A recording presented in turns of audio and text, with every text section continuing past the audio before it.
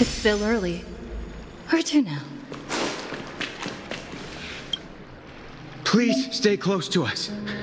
We need to rendezvous with Lord Dan Heng. We will do everything in our power to clear the path for you.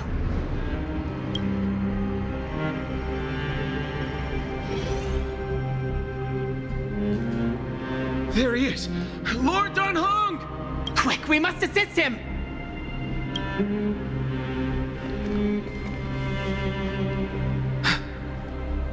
What are you doing here? Where's Feinen? We're under Lord Feinen's orders to escort both of you to safety, no matter the cost. Leave this to me and the Holy City Guards. Zeph, take them and go. Wait, Namasani. That black-clad swordmaster. Something seems off. At some point earlier, they suddenly froze in place, not moving at all. Like some kind of omen.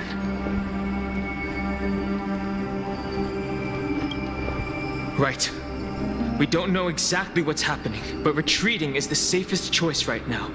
I don't know which demigod graced us with this miracle. Please, come with us. Feinen, is he going to be all right? Believe in his resolve to save Akaman.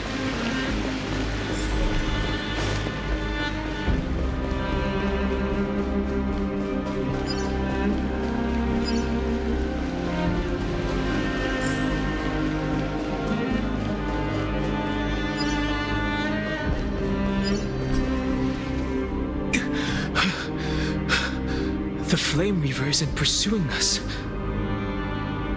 Could this really be some kind of divine intervention? We can't stay here for long. Lady Trinan's sentry gate is just outside the city. Let's keep moving.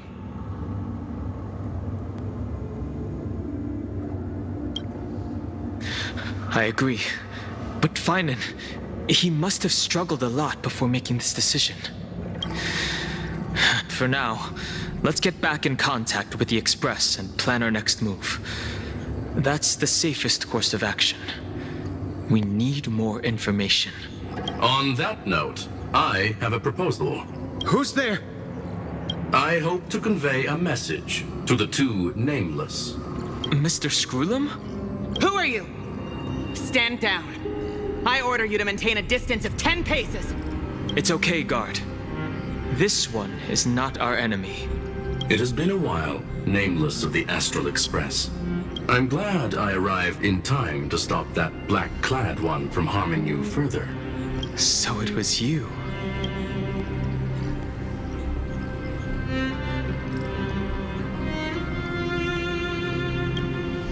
Indeed. Madame Herta invited me to meet with you, nameless. Rest assured. You two know this Anti-Cathiran? Does he come from the same people as Counselor Lygus? Don't worry, guard. This gentleman is an ally of the Trailblaze. Would you mind giving us a moment to speak in private? Of course. We'll wait nearby. Please, stay safe. I fully understand your situation.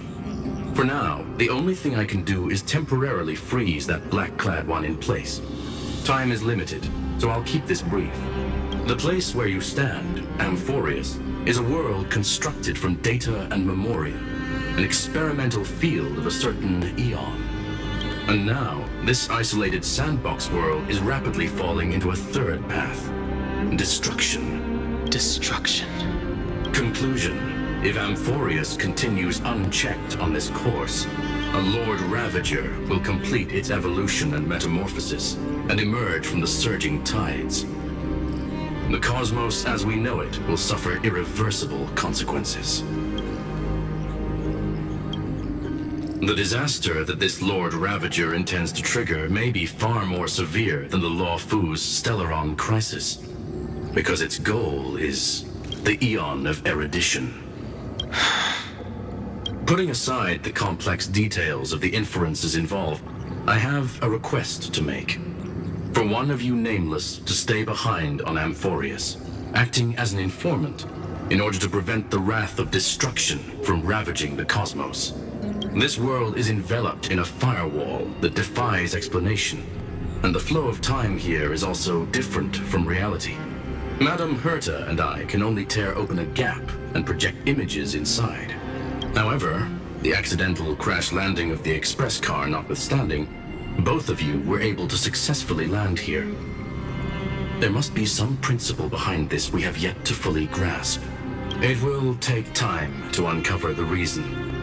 Before then, if one of the Nameless is willing to stay and witness the fate of this world, or to push it along when necessary, it would be of great assistance.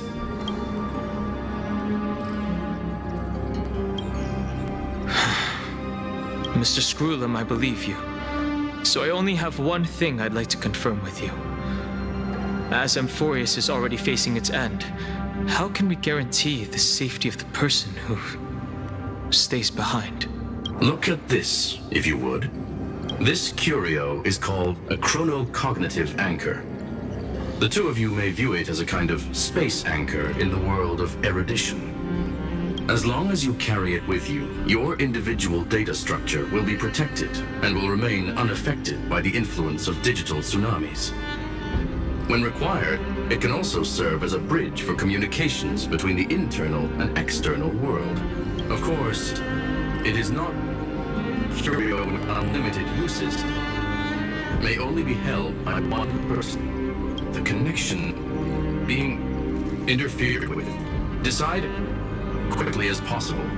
2 final messages. 1, the Intellitron, named Ligus, possibly the primary culprit behind everything. 2, Herta discovered a clue. Miss March has already been drawn into Amphorius.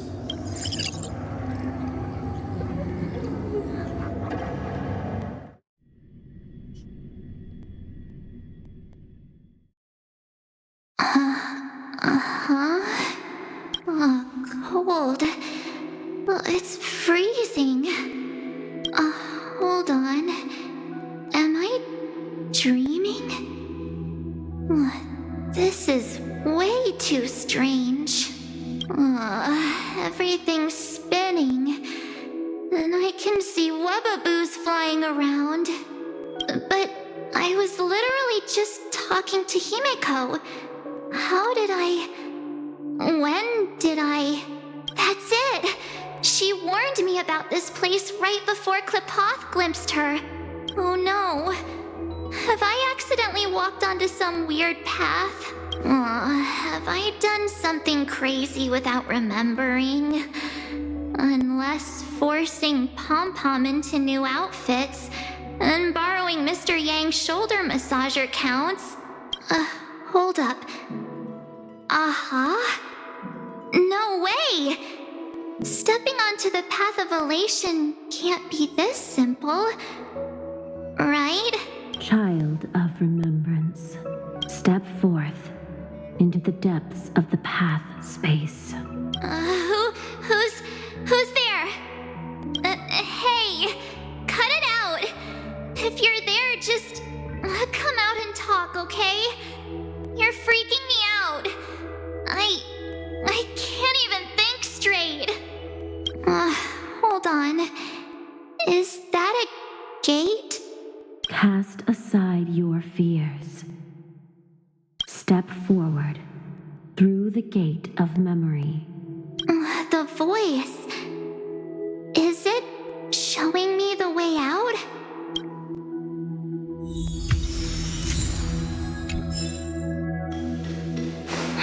No, don't fall for it. They're lying to you. Turn back now. Wait, Master Diviner? From the Foosh? Master Diviner, what brings you here? And you, Miss Messenger.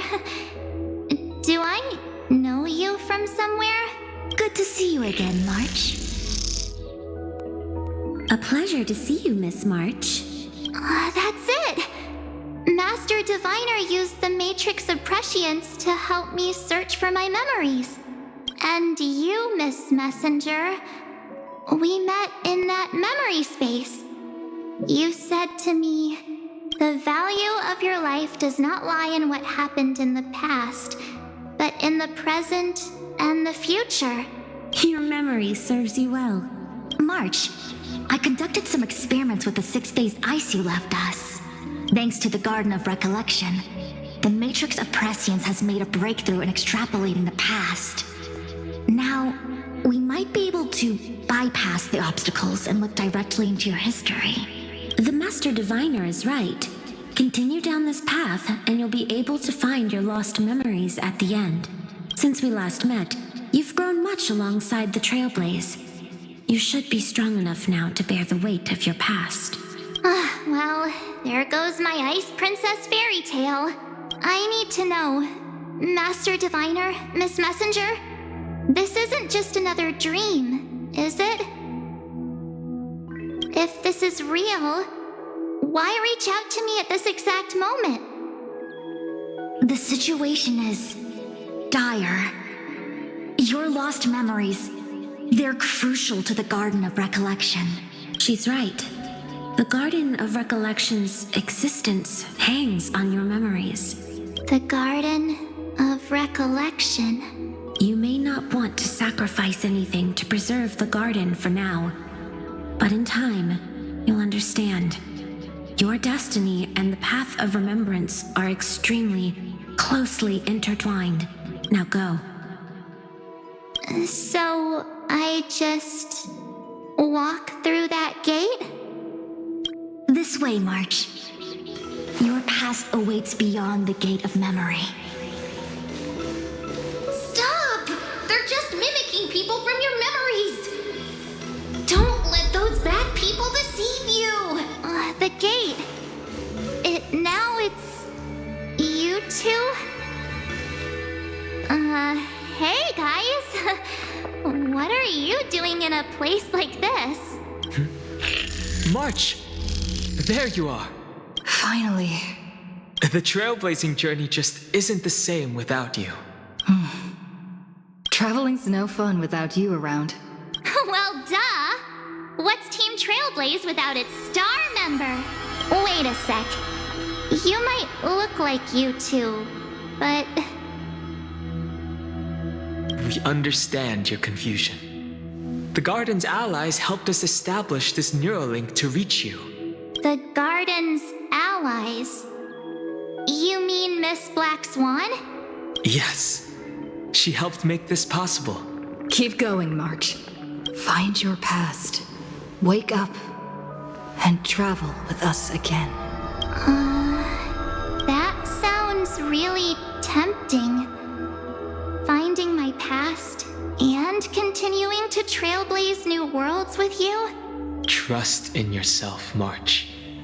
It's gotten us this far, hasn't it? Follow us. Let's go through that gate together. Step into your past, March. Find your true self. Wait up! Slow down! Those words sound so sweet.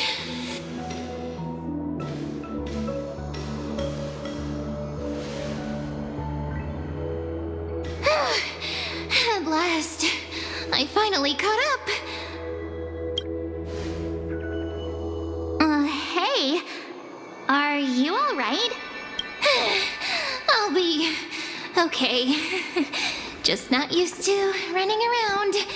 Say, March, got a moment to talk before you make your decision? Wait, that was you? Pushing the gate away? Sending those warnings? Yep, named Cyrene. It means ripples of past reverie. Easy to remember, right? Wait a minute. We actually look quite alike, don't we? Yeah. Your pink hair is just as eye-catching as mine. And we're both bright, pretty, and positive girls. Talk about coincidence. Wow, you're quite the smooth talker. But I can't disagree. Wait, You know my name is March? Have we met? No, but I've witnessed your story through those memories just now. It's incredible, really. We might have more in common than you think. I know exactly what you're going through, which is why I don't want to see you exploited or hurt. You know what I'm going through? I know because I've been exactly where you are. This empty space has been my home for ages. I barely remember what time feels like anymore. But there's something I'll never forget. Trust me, that gate won't give you what you want. You mean those people? They're lying? Luring me into a trap? Yes, convincing, weren't they? They've studied your memories, using your deepest wishes against you. How dare they manipulate a young girl's feelings like that?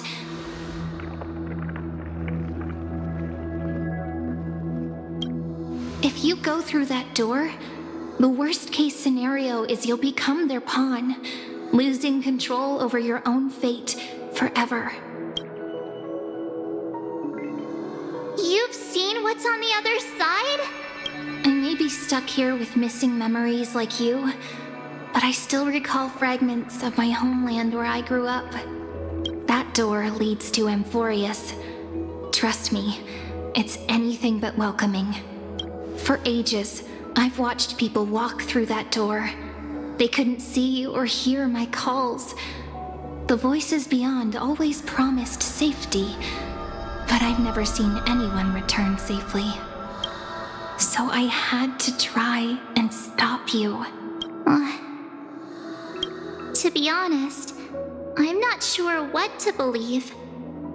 But the fact that you're here, putting in all this effort to warn me, that means something. Tell me, Cyrene, how can I return to my world? It's really easy, actually. Just turn around and walk away from this place. The girl cannot be trusted. Through the door, save the garden. Both of you, children of remembrance. They never give up, do they? But don't let them sway you. Stick to your path. The return journey could take ages, longer than most lives. But that path will lead you home.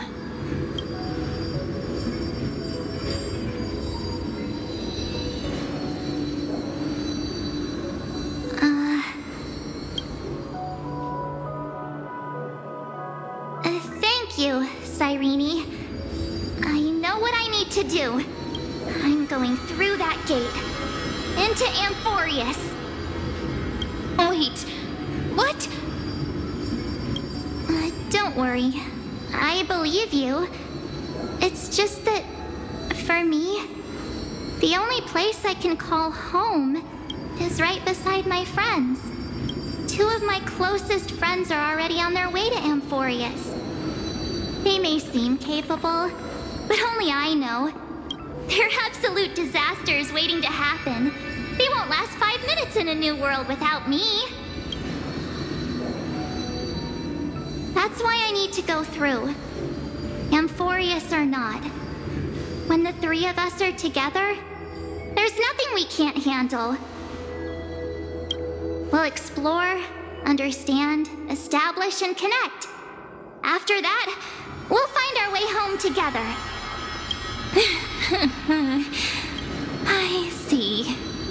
You've got people who mean the world to you, too. That is so heartwarming. March, if that's what you've decided, you have my full support. Birds of a feather we are, looking all sweet and innocent, but with hearts of fire. Oh, stop. You're making me blush.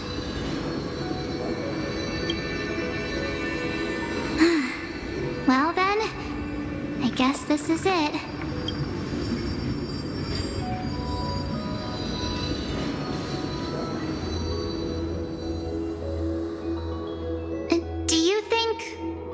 we'll see each other again? Who knows? But don't worry about me. After all this time here, I've grown quite used to chatting with my imaginary friends. Since Amphorius is your homeland, if there's a way to help you, my companions and I will do everything we can. Then I'll look forward to that day.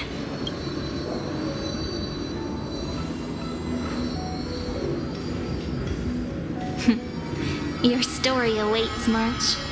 Make it an epic one.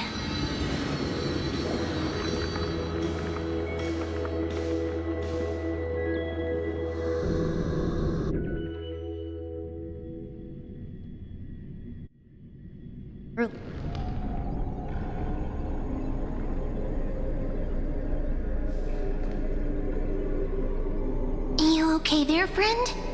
Something seems to be bothering you. Savort, even this place has changed. Finan. Is he ready for Aranova?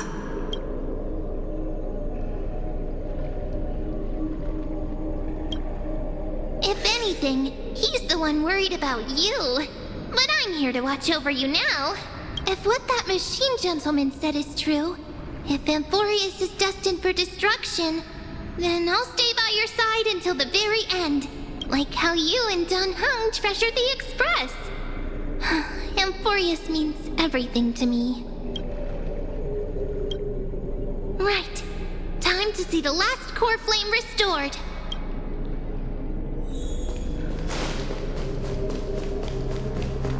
Look, there's Finan. And wait. Lygus. Remember, Skrulum's warning. And you, Lord Finan, will wield that core flame to bury this ancient world, plunging everything into the gray unknown. None of that matters now. This brutal, flame-chased journey has stripped away my delusions. I know the future is in some peaceful paradise with gentle west winds, just waiting to welcome us to step in. If what lies ahead is a mass of chaos, I shall cut through it myself and usher in the first ray of blazing sunlight. Is it truly you? With one last chance to turn back, you still step forward. How befitting of a trailblazer.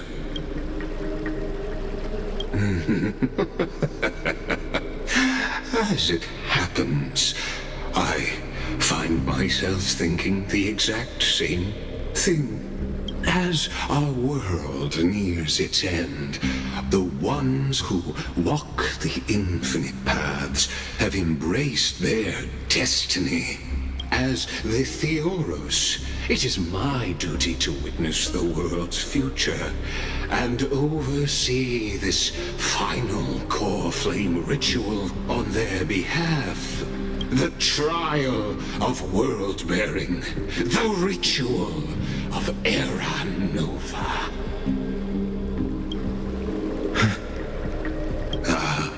I see.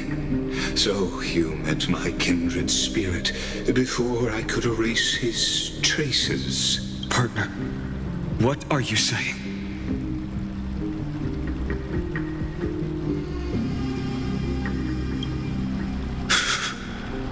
I've had my suspicions. How does a native Antikytheran know so much about repairing vehicles from beyond the sky, Lord Lygus?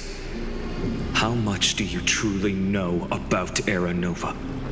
Tell us everything. Very well.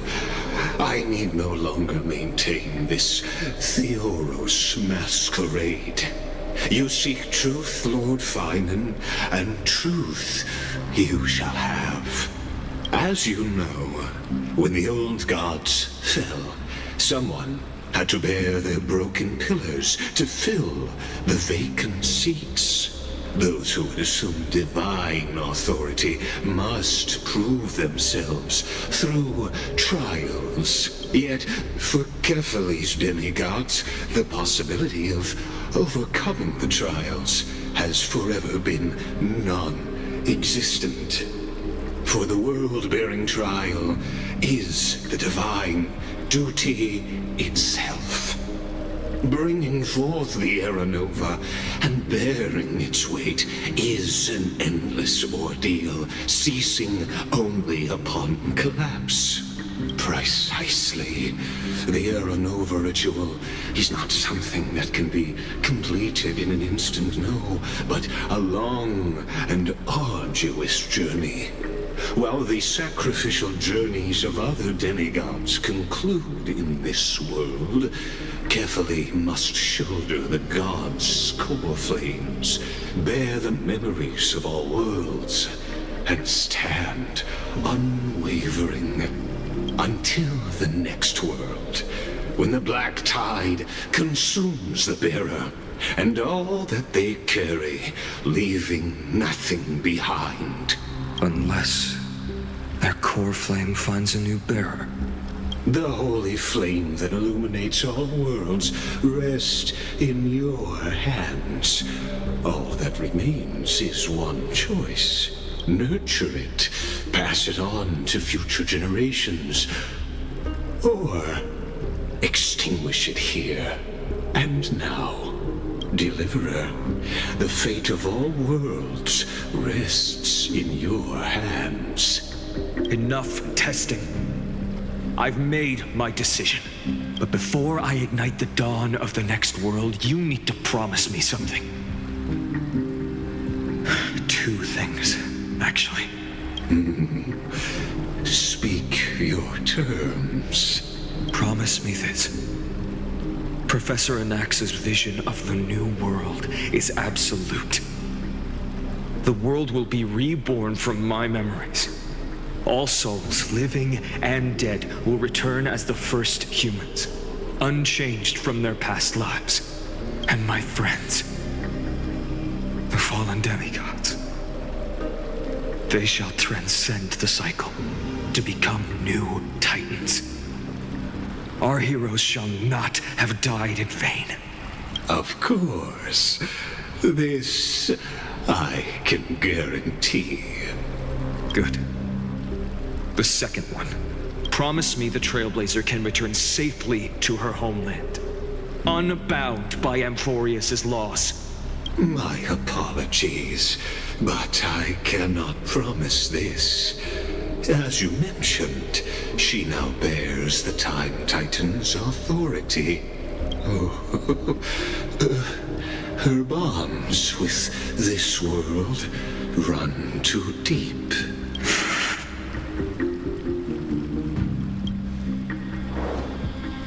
Well, I stand corrected. An outsider like her does have ways to defy destiny. Thank you, my friend, for everything you've done for this world. Though the next world may not remember, I shall never forget. As the Theoros, I declare, Amphorius has determined her path. Step forward, heroes. Follow her path and see it through.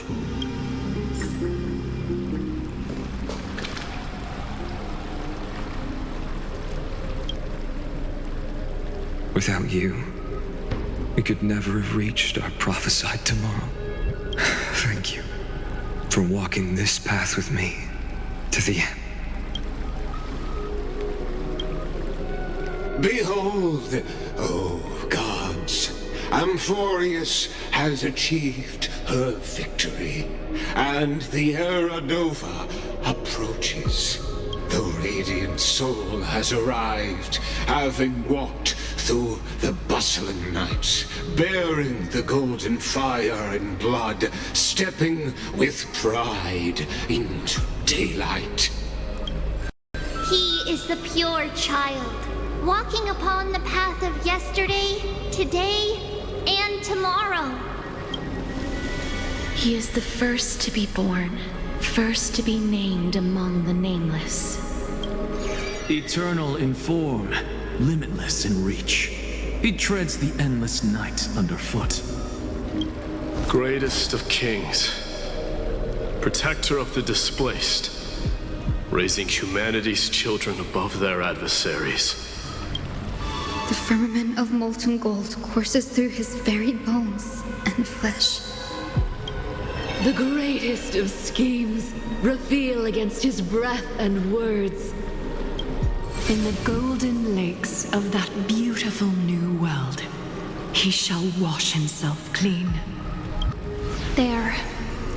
Finish what we first and last wished for. To write an ending unlike any before. For this world we so deeply love. Come, partner. Join me. The time has come for us all to face oblivion, or embark on one final grand journey.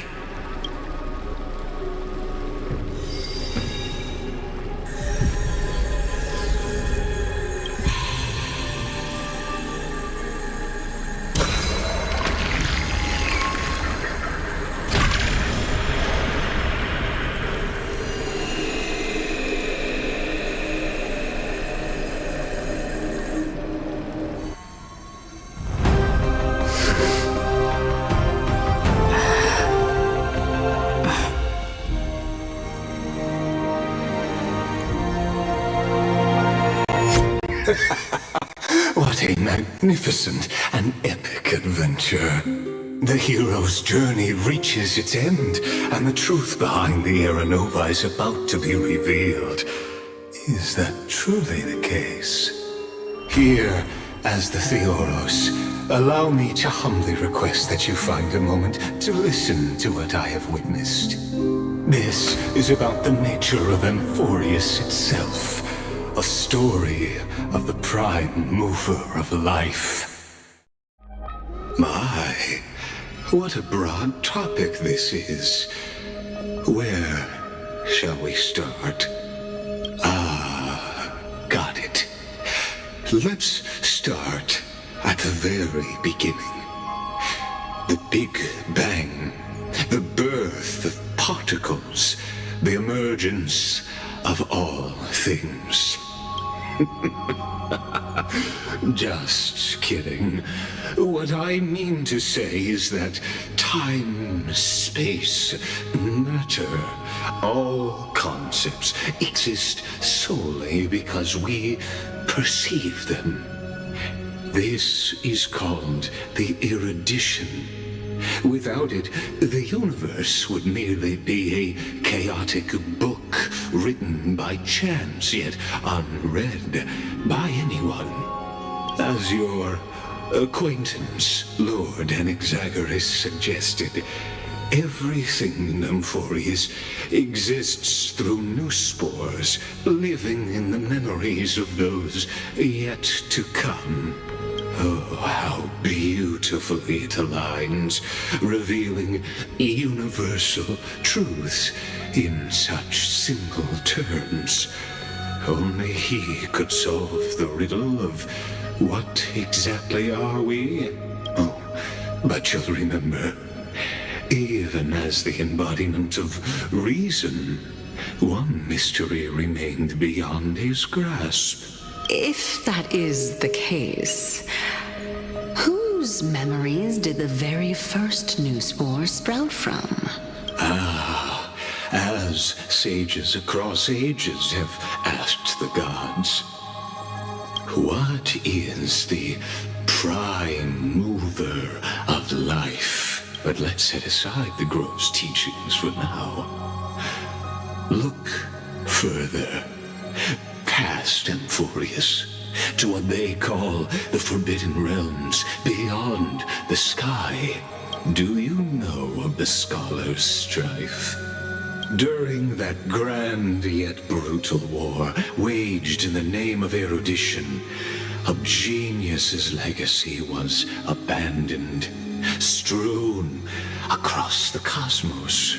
The scepters, a macrocosmic computational array beyond mortal comprehension. Made to emulate the Eon's thoughts, it became part of the Eon's cognition at birth. Scattered throughout the cosmos, these arrays act as celestial body neurons for Nous. But regrettably, as everyone knows, the erudition forsook them all.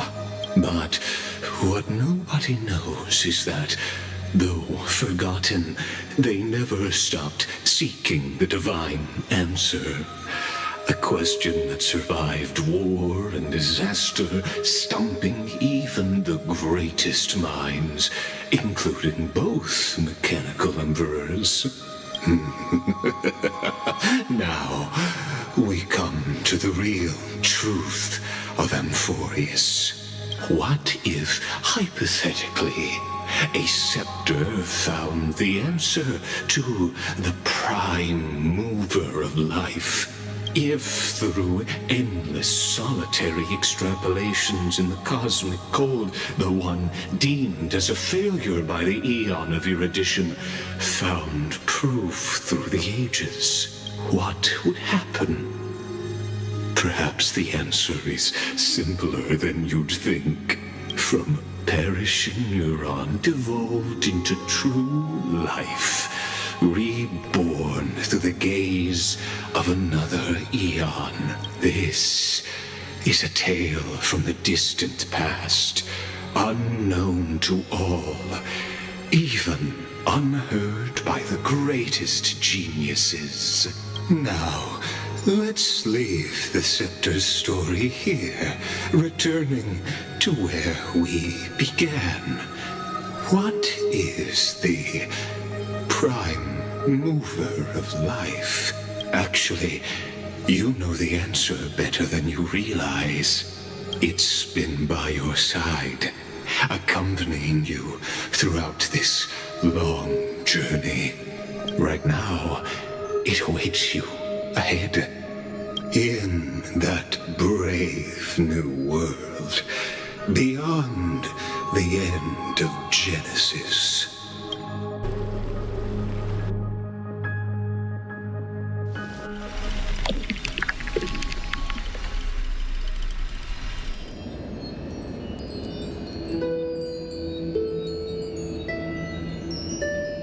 Take this wish with you. Be the one who begins it all. As the prophecy foretold, you will bear the blazing sun until the pale dawn breaks. Continue onward, bearing this world upon your shoulders until the ashen hero, the nameless deliverer, ushers in the dawn.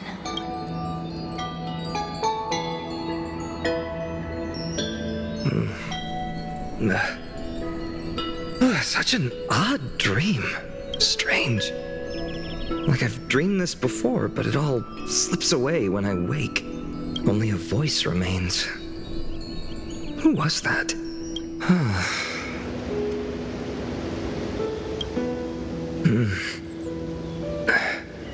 What? Ah, it's you. Whoops, I fell asleep there. What a strange dream I had. It's gone now, though. But look! Perfect sunshine! The day is still young! Let's go find Cyrene, partner. We promised to be there for her oracle card reading today. It's right about time. Looking at you, someone's still half asleep. Tell you what, catch some fresh air first. I'll hang around here.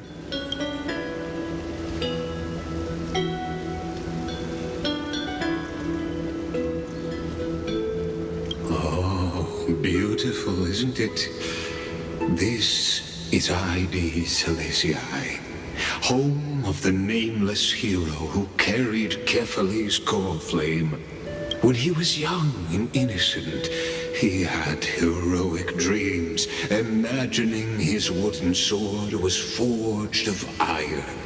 Pretending the straw dummy propped up by a wooden pole was a giant with a single blood vessel running from spine to heel, dreaming of slaying the giant and becoming a hero to save the world.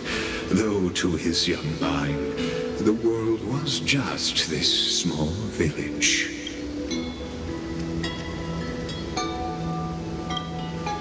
What you witness is the start of his path to a new world. And trust me, you play no small part. These are his first memories. Rather than watching, why not join in? Think of it as immersive theater. Become his lifelong closest friend, witnessing his hero's journey from the best seat in the house, as the nameless hero whose unwavering guidance shaped Finan's destiny, yet whose name was never recorded in Amphorius's history.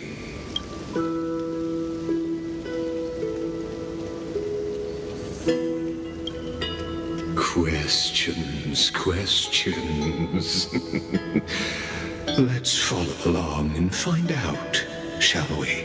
Many mysteries lurk in this village beneath the veil of Evernight. Your questions will find answers as the story unfolds.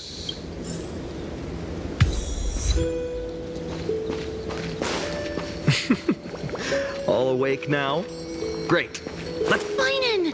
Show me how to use a sword like you do! Hey, Finan! Where are you headed? No Cyrene today? That's exactly what...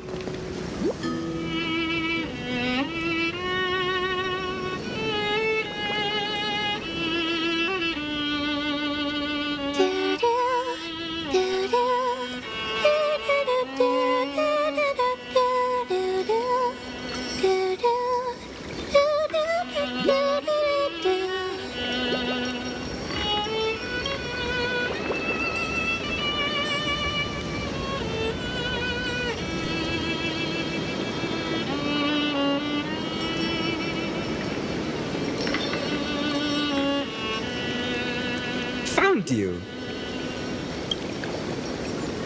That...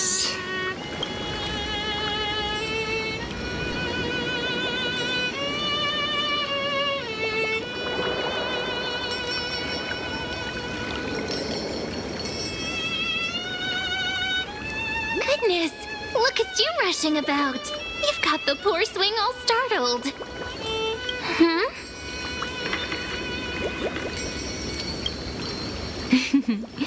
I knew it was you. Something wrong? What do you see? Oh, nothing much.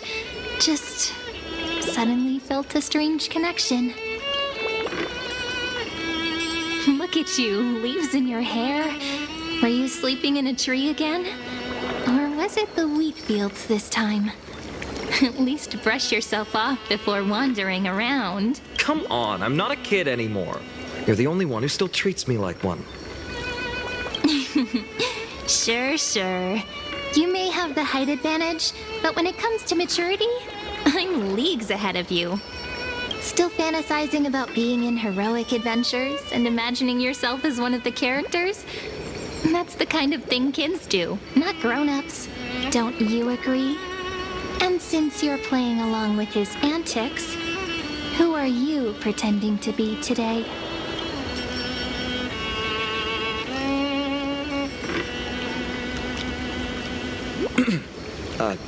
Today, she's going with Stellaron Hunter. Steal a heart hunter? Planning to steal someone's heart, are we? Switching roles again? What happened to being the valiant hero from a distant shore who made that solemn pact to learn the sword? Spare me. Can we not bring this up? Speaking of which, what about those oracle cards? We haven't done divination in forever. Why the sudden interest? I was just about to tell you. Earlier, while napping on the swing, I had the strangest dream. There was this mysterious voice in my dream, calling out for something. Wait, you had that dream too? Yes, you too? That would explain this lingering sense of unease, which made me think of those old oracle cards I used to play with as a kid. Though the Ornyx prophecies were always hit or miss. Yeah, all the kids would get so excited drawing cards like ruler or warrior, but throw fits over devil or drunkard and demand a redo. If you just redo it when you don't like the result, what's the point of divination? The blessing of childhood. Believing the gods might not notice our little corner of ID Silicii, willing to let our small deceits slide. Still, fate is absolute. After all, we never really know just how far into the future the prophecy extends. Anyway, let's go to our old secret base and look for those oracle cards. Now, where did we hide those? I can think of a few spots. Let's go check it out.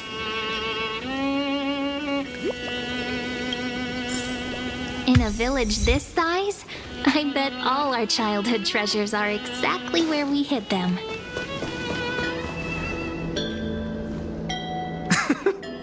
Well, those were the days. We'd always meet either by that statue in the village or right here. Right? And I remember you never used the front door when you wanted me to come play. You always climbed over the wall. You were such mischief makers. Just like a certain someone who has a habit of showing up unexpectedly. Right?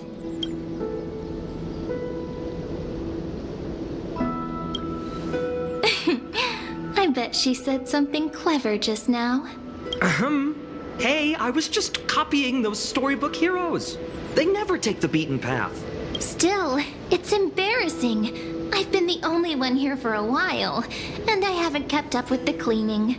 With so many spots to check, where should we even start?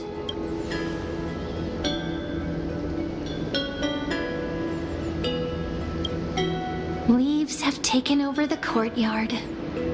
I know. We wouldn't want your clothes getting dirty. Leave the dirty work to me. That's not what I meant at all. All right, let's split up. I'll handle the yard. You check the upper floor. I wonder what the view's like from up there. Worth checking out? Juice with milk would taste.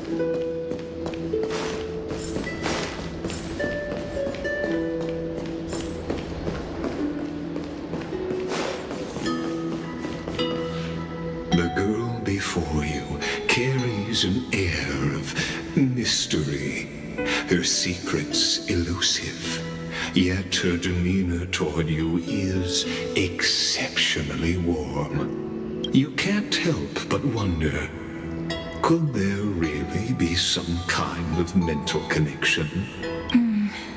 The view here hasn't changed a bit. You know, besides the swing under the big tree, this has to be my favorite spot in all of ID Silicii.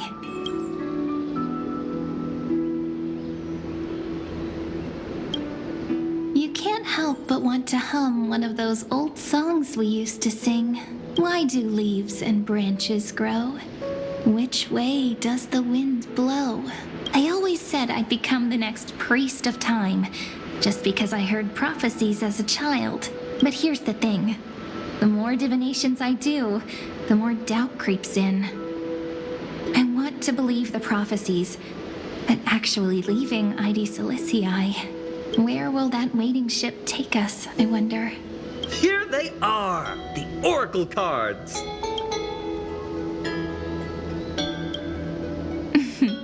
Guess reminiscing makes us take our time, doesn't it? There we go. Looks like the gods do listen to our thoughts. Here it is. This is the box where we kept the cards. But the cards are gone. Who could have taken them? Huh? What's this underneath?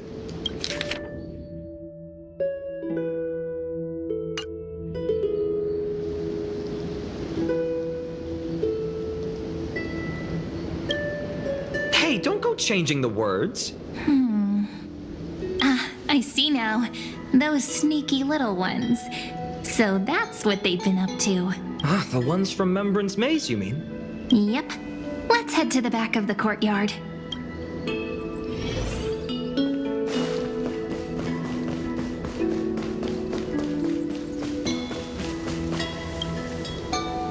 The entrance should be around here somewhere. Right here. The path to the maze is hidden under all these weeds. It's been too long since we visited the fairies. Did you forget? We used to visit them all the time when we were little. All right, let's do this. These weeds need to go.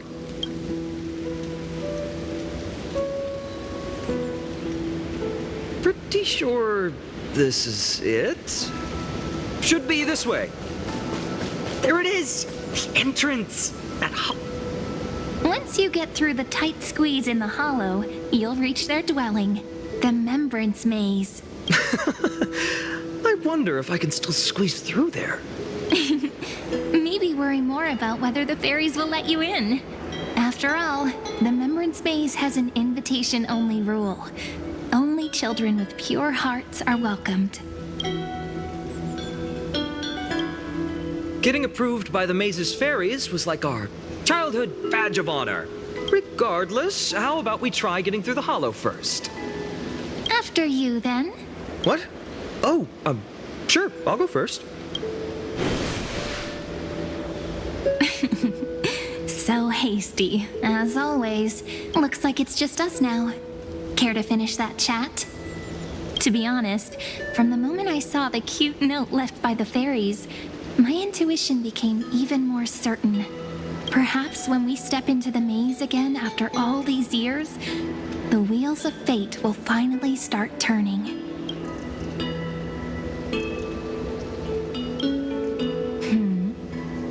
What if I am? What would you do? Just kidding. Don't read too much into it. But you know what? Even if fate is set on its path, no matter where it steers the world, if we're together, there's nothing to worry about, right? So, if you're willing, forget it. If the wheels do begin to turn, that's when I'll make my request.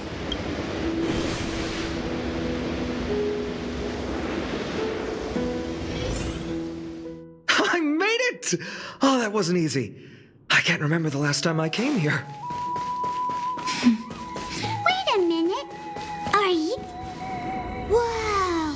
Look who's finally back, Memmy! Snowy, you've grown so tall and dashing. I couldn't even tell it was you at first. We had to grow up. Sometime. But look at Rini. She hasn't changed one bit. How fascinating. Perhaps I'm like you, Rayleigh Mem. Just another fairy of the maze.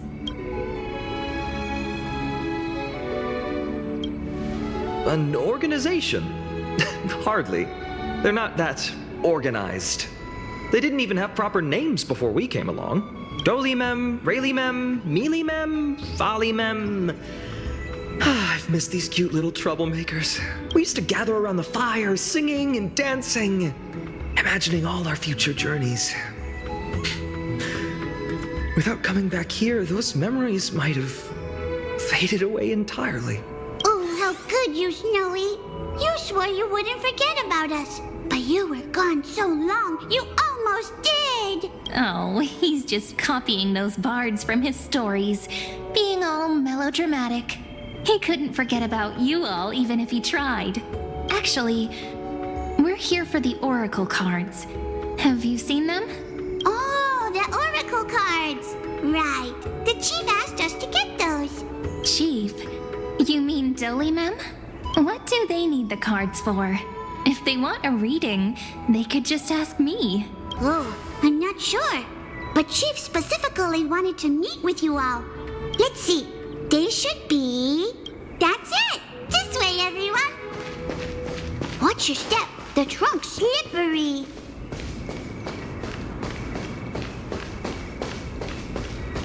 Chief! Rini and... Why do leaves and branches grow? Which way does the wind blow? In Remembrance Maze depths we seek to find the answers future left behind. Welcome back, my dear children.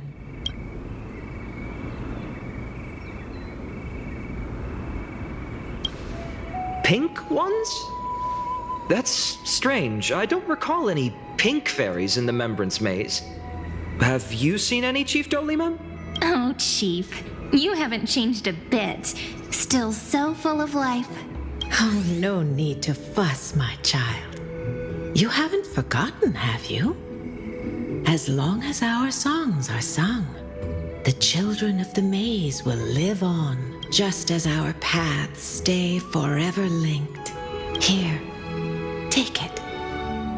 I'm sorry I had to resort to such methods to bring you here.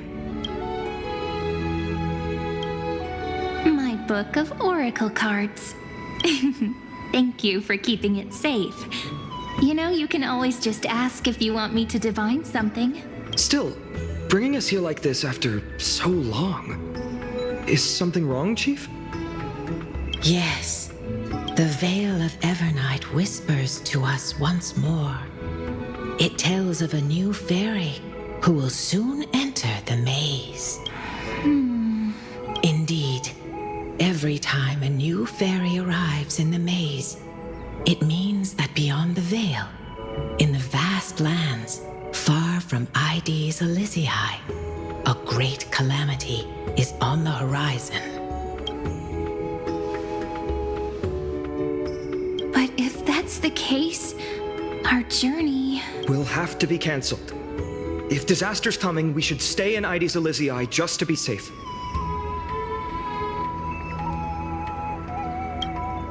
That's a good point. But what difference could Cyrene and I make? We weren't planning to be gone for long. Just enough time to hone our abilities. Finan would train in Castrum Kremnos, while I would seek the Fate Titan's blessing in Yanisopolis. Then we'd return to Ides Elysiae to help keep our village safe. It's okay. I can still practice my swordplay here. Some things you can learn on your own. Well, probably. That's not very convincing. Here's a thought. Let's have Cyrene do a reading.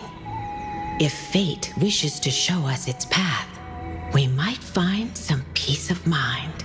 But what if we don't like what the cards tell us?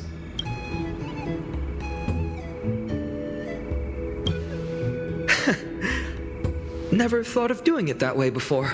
Thanks, partner. We'll do it your way. Whatever the cards show, we'll face it together. Ask with a true heart, and truth shall answer in kind. Close your eyes, and let's open the oracle card book together. Let your thoughts flow like stars drifting on the river, carried by fireflies and gentle winds. Your destinies flowing towards the same future. Now, shall we begin? Oh my! The cards are quite responsive today. Very well. Let's see what future the oracle cards wish to show us. The Deliverer. According to the tripartite prophecy, this card means absolute harmony and perfection. In fact, it's the only oracle card without a dark side. What, no divine whispers this time? Oh, silly. This is simply the card you drew for yourself. The sleepy village of Ides Elysiae, in just one fleeting moment, welcomed an array of legendary figures. The Weaver, Gatekeeper, Ruler, Traveler, Servant, Healer, and Scholar. Their stories and wishes showed the village boy glimpses of a world larger than he'd ever imagined.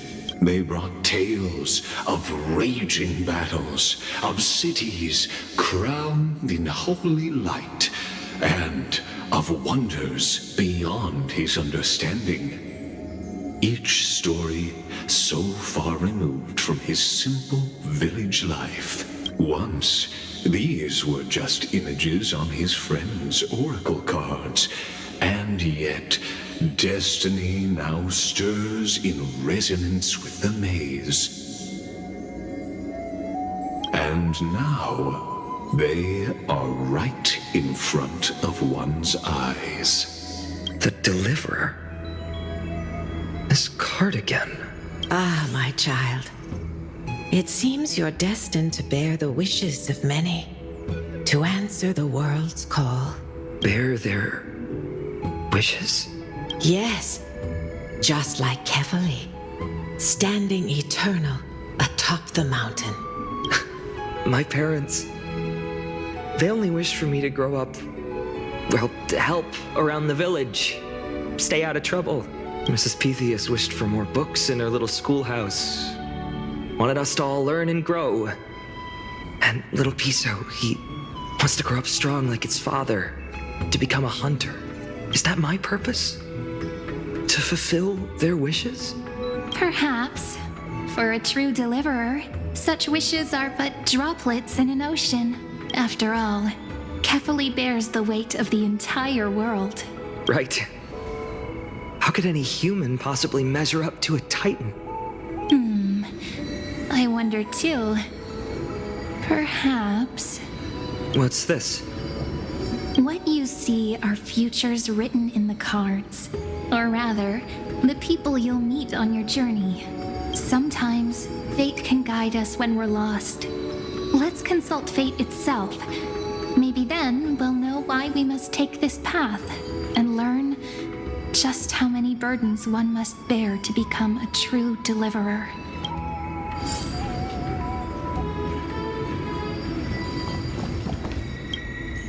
Personal wishes? I have none. Only the Aranuva matters. The world's rebirth. Yet, if I am to weave a new era, then it may be one where kindness and her cleaners shall never tread. These crawling parasites have no place in Akama, especially not under the deceitful claim of human rule. That noble lady? The way she speaks, it's like ice in my veins.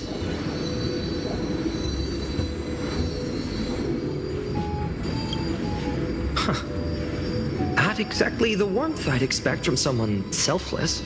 Teacher, perhaps you could share your wishes with us? Oh, Snowy. You want to know about our wishes now? I wish to meet Trian again. In the sea of flowers where the west wind ends. And Aggie, I want to see you shed that golden thread cocoon around your heart. Just once more. Smile at us again like that bright-eyed girl in white who stood before the Yanisopolis temple. Finally, I pray that the footsteps of lost souls no longer wander aimlessly. Instead, replaced by the bright songs of prayer. Are we wishing for too much? Well, let's say these 3 wishes represent Trian and Trinan too. Those wishes are truly wonderful. They even stir something deep inside me. Then we can rest easy. Because only you can make these wishes come true. Only me? Mark these words, Snowy. See you tomorrow.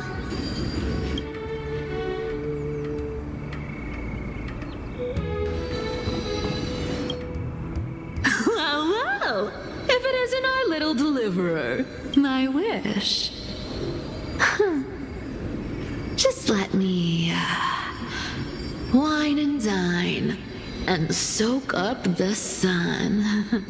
For another millennium or two. I mean, what's the point of dying rich if you never lived rich? Right, Princess Homebuddy? Cypher, that's not how I see it.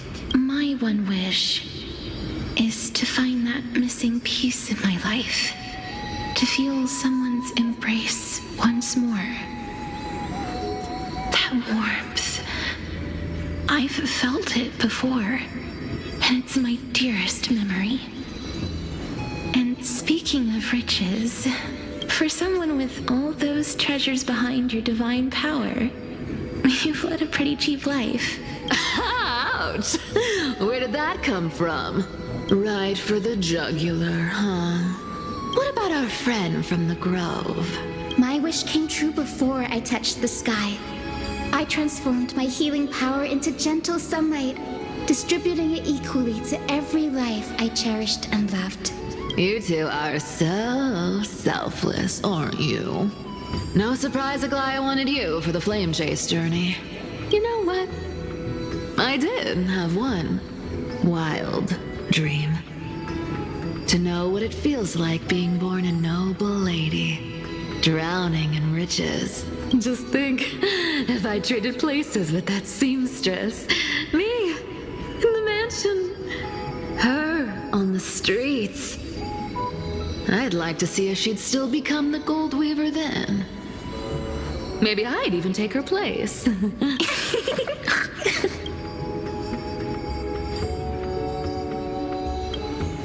I can't disagree with you. These wishes aren't weights to bear. They're like those candy wrappers the Ides Elysiae children love, shining even brighter when bathed in sunlight. Warm embrace, equal healing, and perhaps living free. They're all wishing for a kinder world in their own way.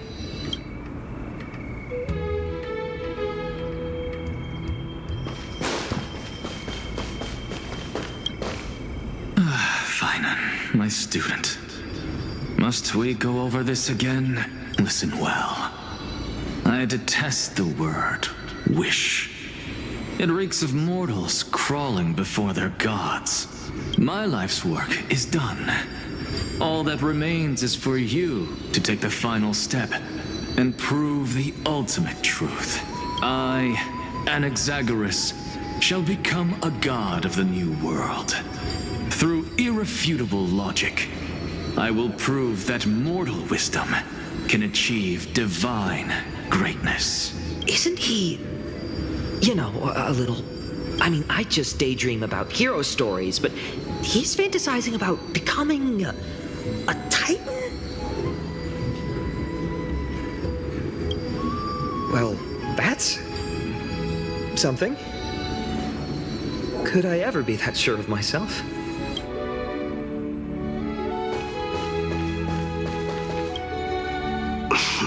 Finan?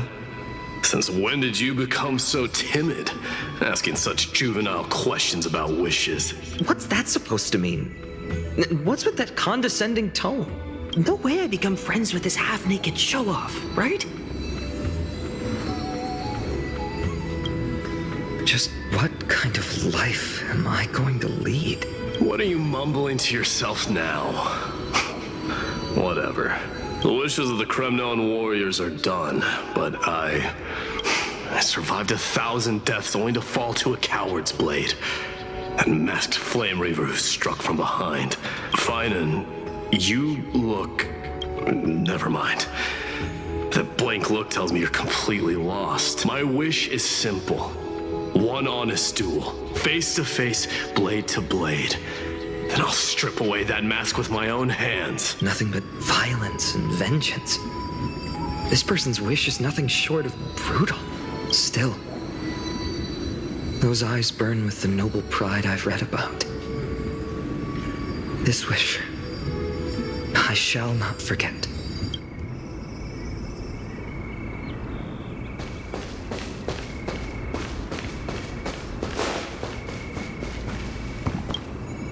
So tell me, has the uncertainty in your heart begun to fade? So many faces in my future. So many wishes. Still, why would fate choose to show us this path? What's weighing on your mind? Didn't you say disaster would strike Amphorius? If so, shouldn't Cyrene and I stay in Aedes Elysiae? How could we possibly meet all these people?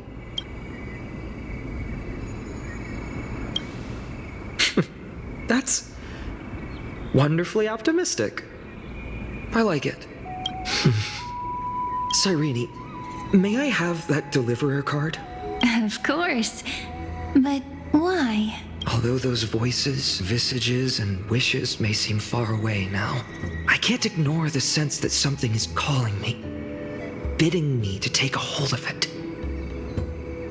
Maybe its true weight can only be known once it's in my grasp. In that case, accept this gift. Oracle cards carrying time's wisdom, blessed by Orynyx. May they journey with you, become your memories, and spark rippling waves of change in times to come.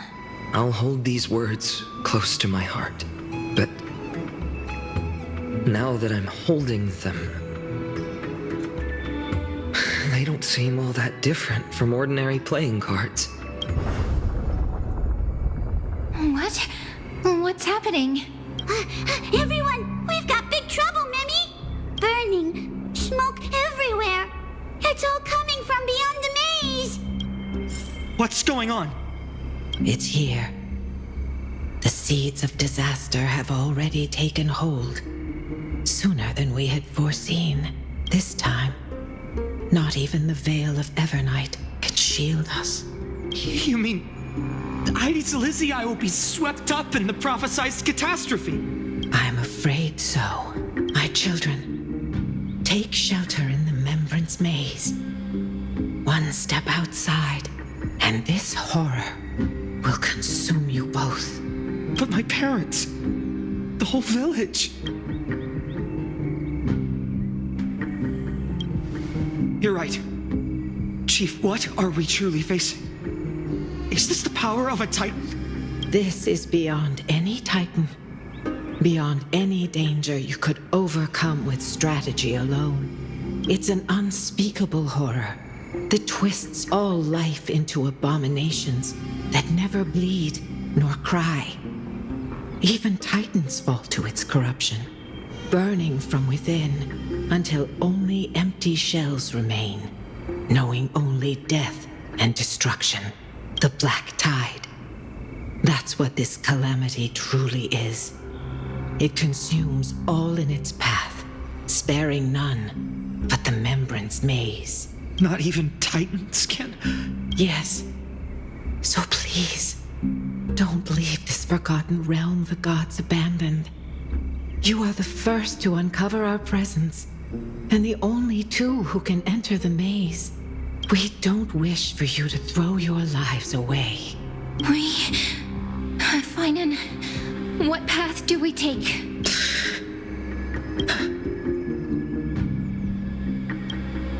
I learned the sword to protect those close to me. If I run now, I'll never be worthy of lifting a blade again. Then we know what we must do. Indeed. Our friend is right. We must take action. Forgive me, Chief, but Aedes Elysiae needs us. And as her child, I must act. Very well. Make sure you protect yourselves. With me, Cyrene. Join us, my friend. Even without a sword, I'll take a rake. Even with the roughest steel, I'll keep our home safe. Deliverer. The card's truth extends beyond its mere literal meaning.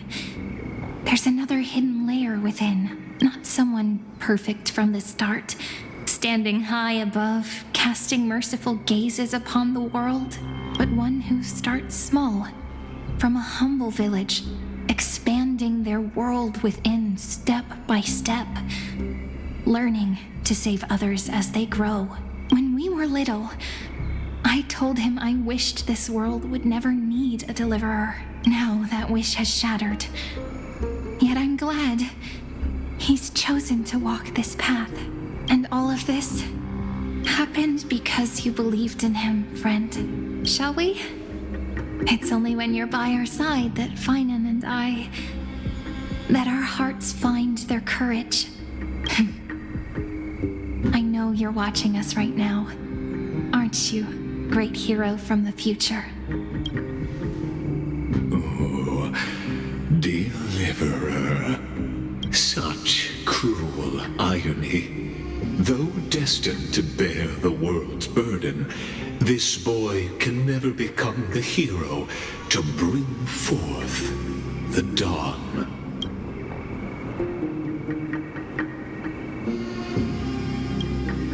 Follow their path.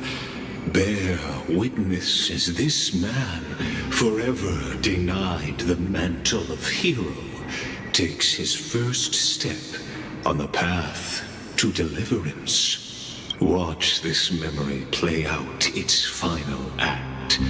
See with your own eyes how everything began. Then you'll see why his dream of deliverance was always destined to become this world's requiem.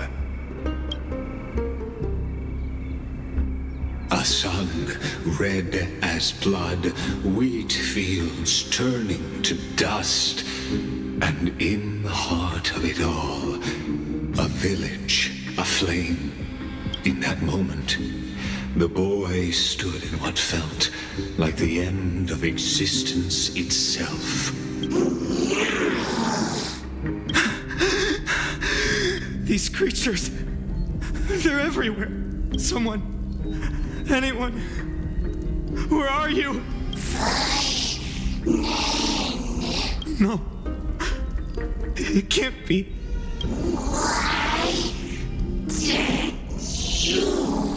You, are you talking to me? Don't want to die, Lord. We best friends forever. No. That ribbon, Olivia. No. I should have known. Save us. Save us.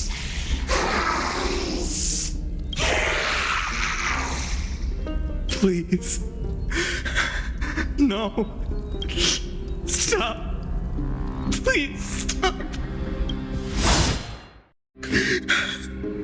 Olivia. I'm so sorry. And these monsters, they're all... Why? Why is this happening? When the black tide arrived, the wavering boy found resolve in his companions, and together they ran toward their first battlefield in the far-off future. The land of Anforius would bear the marks of the hero's footsteps.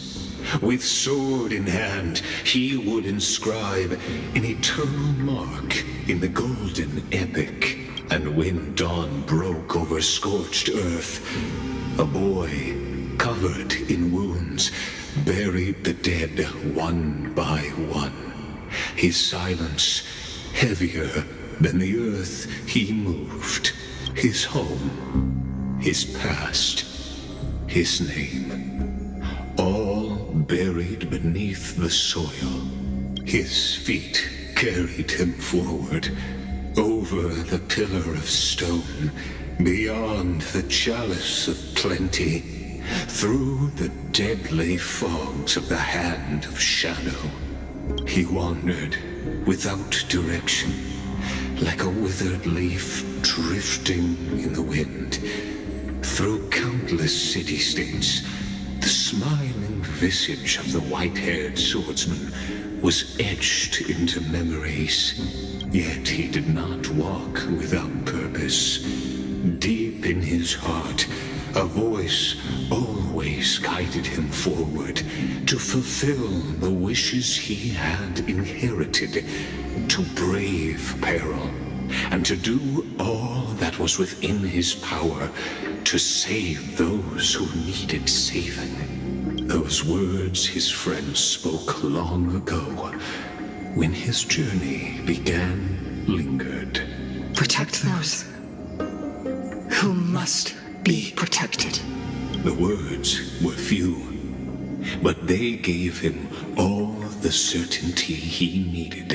That's what it means to be ordinary and choose to be more. Onward he walked, until the call of the Flame Chase journey thundered across the land. In the vision painted by prophecy, humanity would triumph over the gods, seize the core flames, and ignite a new dawn for Amphorius. Yet losses are a constant on the Flame Chase journey, where life too seems as small as a speck of dust. Only one who treats the world as their teacher can bear its eventual destiny. Are you prepared for such teachings? The voice within spoke, and he answered softly. No matter. My existence is of no consequence. When the Gold Weaver called, he answered, traveling to the holy city. There the elders met his warrior spirit, with nothing but scorn, condemning him to the barracks in derision. No one saw it coming. Not the world, not even him. Yet, this nameless recruit stood at the gates of legend. And there, at last, he found the ones who would walk his path right beside him.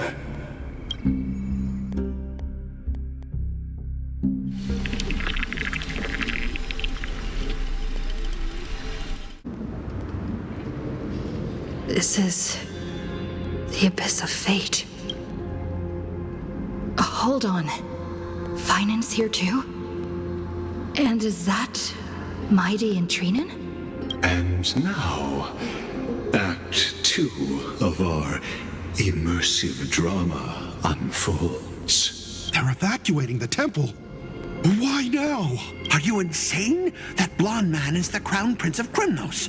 Mess with him, and every last person in this city could wind up dead. Calm yourselves. The Holy Maiden has everything under control. We need only wait patiently. Behold, it is the month of Gate, Light Calendar 4926.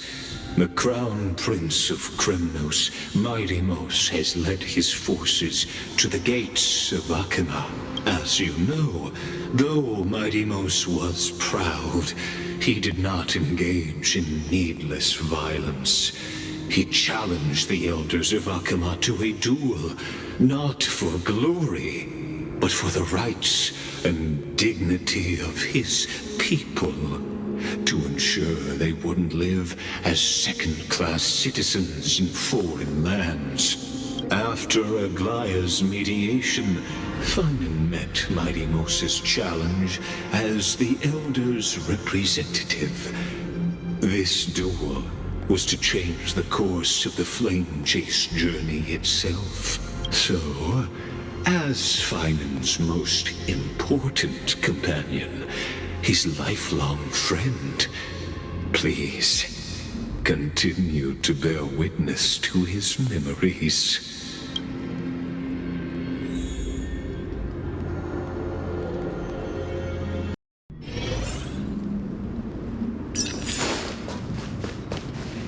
Is this your idea of an honorable duel?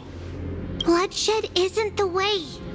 We and Aggie don't want to see Chrysoceres turn on each other. True warriors know when to sheathe their blades. The impartial Talantin shall oversee this duel. You need only place your offerings upon their scales. Something that has more weight than the fate of the world. Which means only those who understand the world's weight are worthy to carry it. Is this how you plan to test our convictions? Well, Kremnoan, looks like you won't be able to punch your way through this one. It makes no difference. One last chance, new recruit. Walk away, and I'll spare your life. Otherwise, come and face me. I'll give you a warrior's death. Hard to imagine they once clashed like this. Holy Maiden, I can't help but feel like a pawn that has stumbled into some greater political game. Every hero was once a child, and every child must grow. That's so. I don't even know why I'm standing here right now. Look at me. Just a common soldier. Since swordsmanship won't decide the winner, Lady Goldweaver should be here instead. My devotion to the Holy City could never compare to hers. What if we told you this duel isn't about winning or losing, but rather in the choice you make? Are you saying that Lady Goldweaver is testing me? Every Chrysosaur is indispensable to the Flame Chase journey. And you and the Crown Prince of Kremnos are both a part of the prophecy. What the duel marks is not an ending, but a beginning. So, listen to your heart. We wish only to hear your answer. True enough. The voice within has never failed me. It doesn't matter what the result is. I'll give it everything I have. Spoken like a Chrysosaur. Now go, Phainon.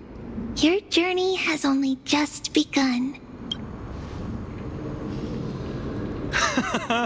That's right, comrade. It's time for us to teach that proud prince a lesson together.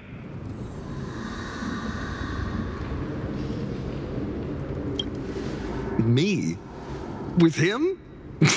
Don't joke around like that. Still, on the topic of the Temple of the Three Fates, here we are, at the Temple of the Time Titan. And I don't even know how Cyrene's studies are progressing. We haven't really had much contact since I set out. Still, I hope she's doing well. Anyway, let's go, comrade. It's not every day you get a chance to see Talantin's scales of justice. What's going on? Did he just say Cyrene's studying here? But how's that possible? Wasn't she? Of course, Lygus disappears right when I need answers. Forget it. I need to catch up with Phainon first.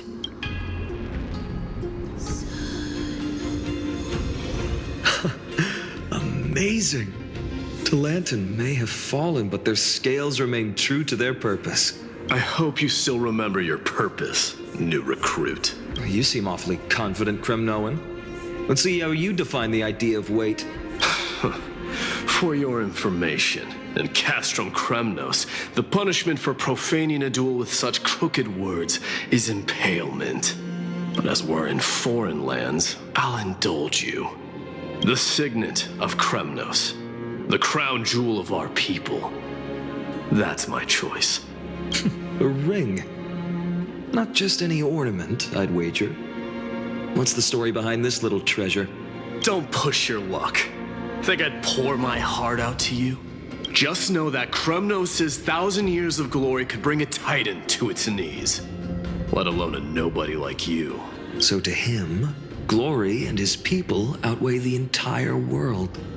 And the very destiny that Mighty himself will eventually shoulder.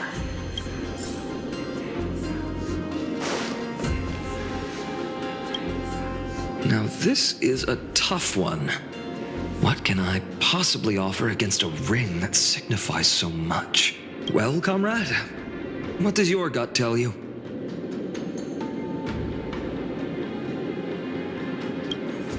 Looks like we really are on the same wavelength. In the end, there's only one thing I can trust. The deliverer that appeared in my life on that day. How ironic. I can't even look at this card properly. much less follow where it leads. Just thinking about how my village was swallowed by the black tide makes my hands shake. The flames, the screams, my utter failure to protect anyone. Speaking rationally, I know it's not nearly enough.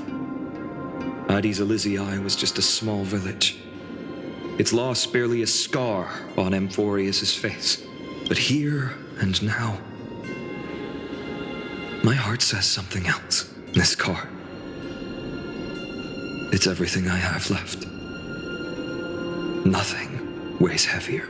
Perhaps that itself is the answer. Look, Finan. It's so nice to see you all again. Lady Treenan, Finan, and... hello. Seeing you here sure is a sweet surprise.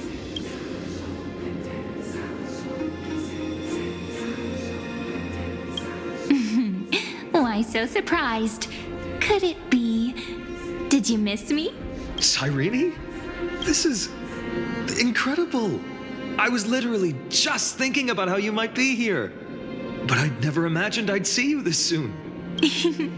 I was supposed to leave with the priests, but then I heard Lady Maiden was with a white-haired young man. I figured it had to be you, so I snuck back here. That's Cyrene for you. Unfortunately, this isn't a good time for reminiscing. That Crumnoan over there... Still playing house, boy? You get the idea.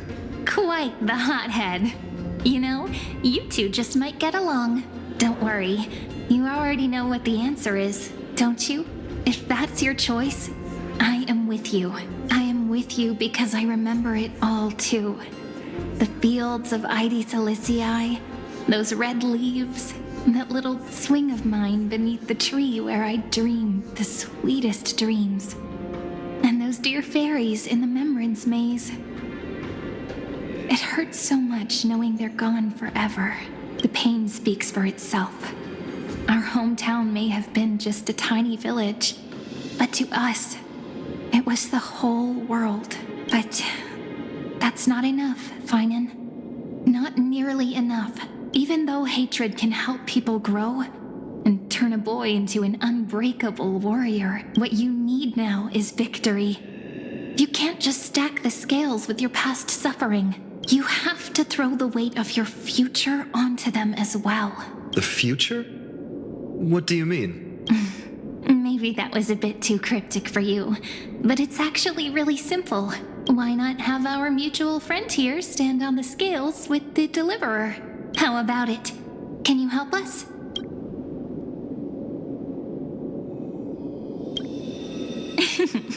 Relax.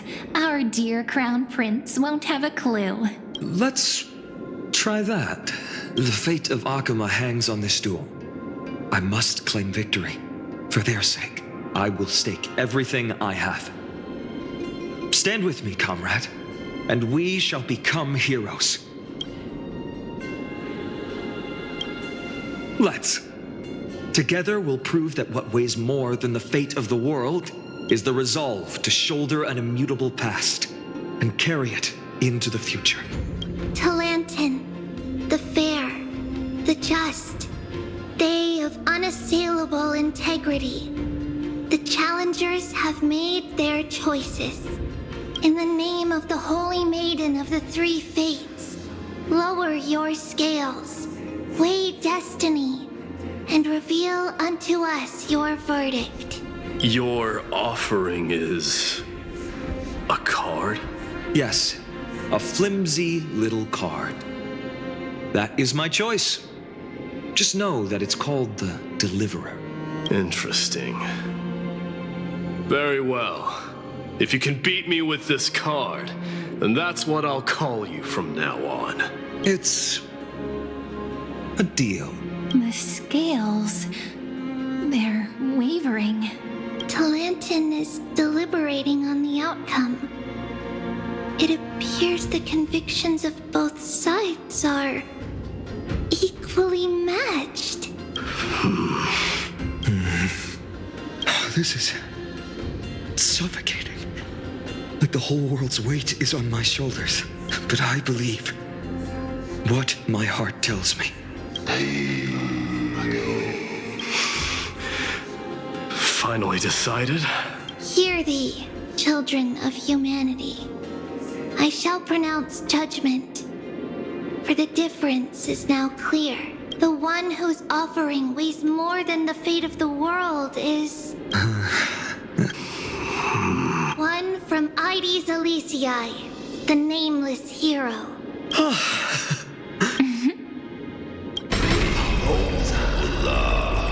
However, heed this. The true weight of conviction originates not from itself, but rather in that which tips the scales.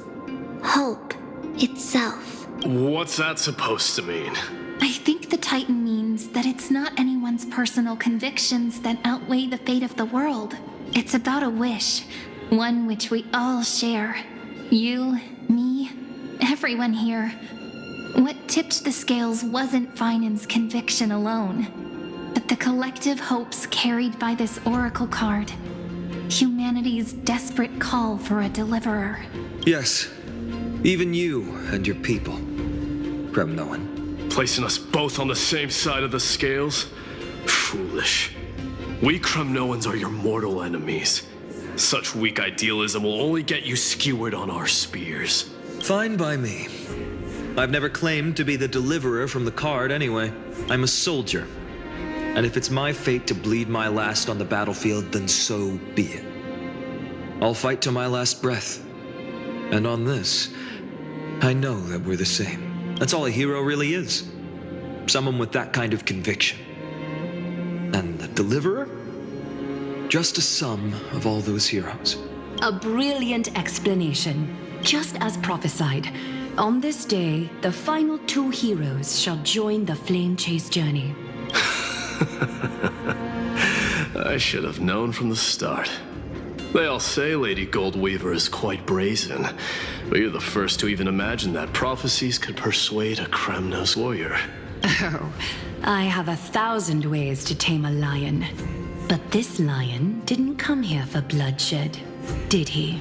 The Kremnoans far outmatch Alchemist's forces, yet we haven't lost a single soul. That's no accident, is it? Do you honestly think Kremnoans, renowned for our love of battle, would show mercy? Your forces are equally renowned for their iron discipline. And so, we can only assume that this is on your orders. Perhaps Akama isn't as hidebound as the rumors say. You grasp the true marrow of power more clearly than those elders. Now that the wheels of fate are turning, what finer way to celebrate this fortuitous encounter than a feast? Follow me, brave Outlanders. Heroes of this world are as countless as the stars.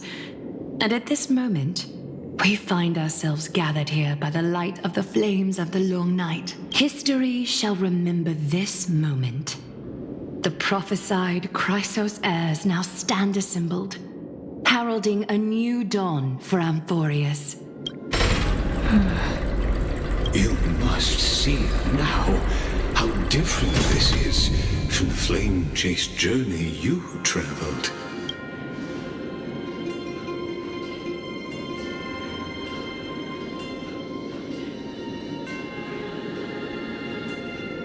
Patience. We're approaching the final act. These are, as I mentioned, his first memories. They are of particular importance for the imminent Era Nova, such as this very moment, as the prophesized demigods gather with Talantin as witness. This is a moment calculated by the gods. What comes after is no different from that which you already know. Some join, others leave, while flame chasers bear their faint light forward through the long night. Ah, come, your seat awaits. After 13 heartbeats, our heroes will be ferried to the final scene.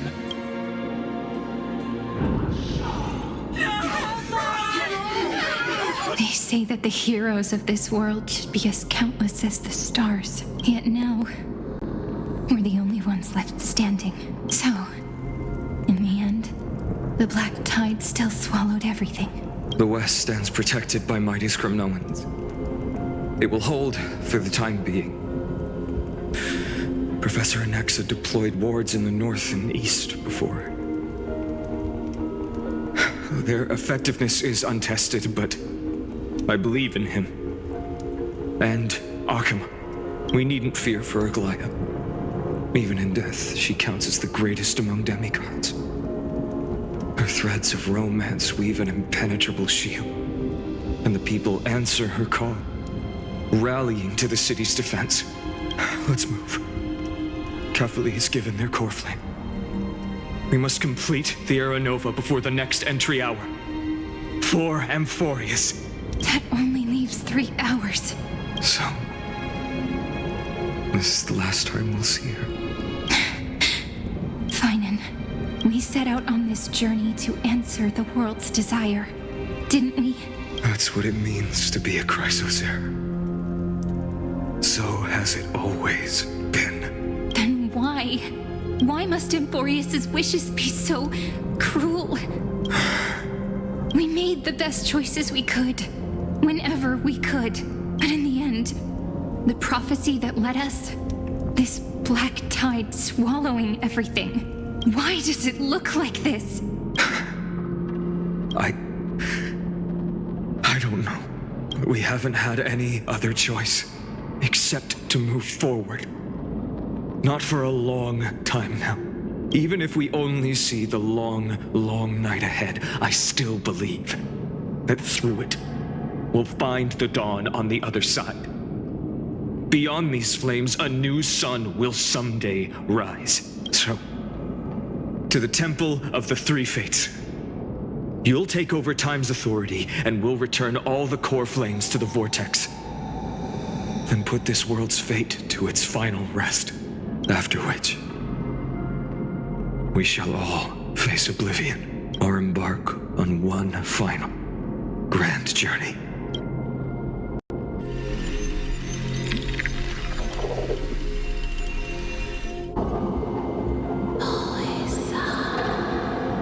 Please forgive us for disturbing your sleep, Orynyx. It matters not. I know fate has run its course. The black tide has reached Akama. Amphorius does not have much time left. It is time for the Era Nova. As agreed, I shall present the core flame of time. Ride the river of time. It will guard your passage to the vortex of Genesis. Step through and witness. Professor Anaxa proved the truth of Genesis with his sacrifice. As Chrysos heirs of the prophecy, we were always destined to immolate ourselves for this world. Now, it's our turn. We can't let everyone's sacrifices be in vain. I don't need another pep talk, Finan. After all, we've been ready to fight fate ever since we left the village, haven't we? Yeah. Come. Let's claim the miracle we were promised, and burn away every last shadow in this world. And then rise as the first light of a new world. Light calendar 4931, the third week of the month of Evernight. Welcome, my lady, to the end of the flame chase, and the end of all things. The Titan has revealed the gateway of fate. Please accept the invitation to step across the threshold, and behold, beyond this gate lies the new world that our heroes sought through their trials, as well as the terminus that the owner of these long memories has been hurtling towards their entire life. Perhaps you'll find it all too familiar. Then you'll understand how the mortal called Finan shouldered the world's weight. How that same burden crushed him, proving that the so-called Deliverer is nothing more than Amphorius's own delusion. A pitiful fantasy that it could defy fate's decree.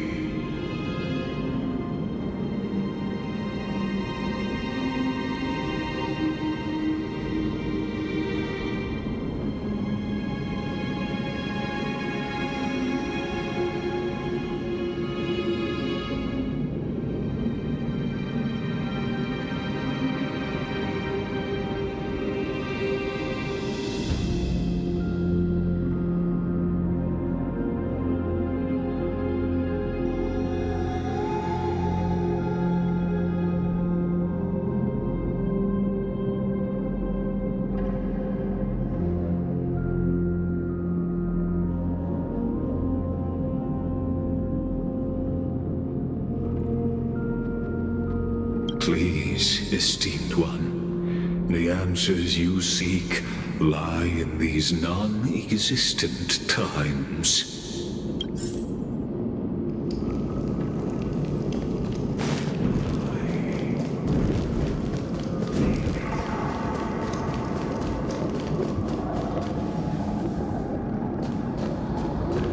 The future revealed by the Titan. Just what will we see?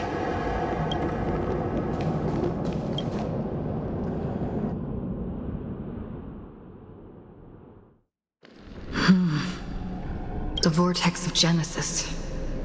So it is here. But just what is this? Life's but a walking shadow, a poor player that struts and frets his hour upon the stage, and then is heard no more. It is a tale told by an idiot, full of sound and fury, signifying nothing. The vortex of Genesis, where the world begins and ends. What stage could be more befitting of our final act? Come, I beseech you onward, buoyed by your surging curiosity, as an unattainable existence that has dwelled within his heart, beyond his reach.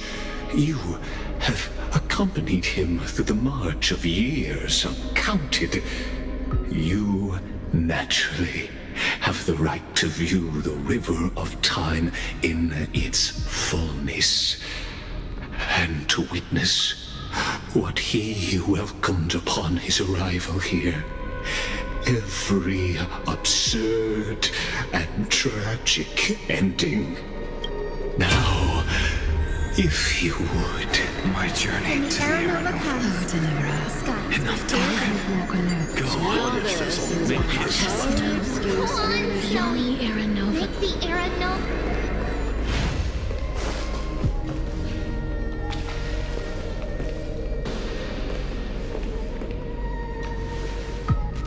None of that matters now.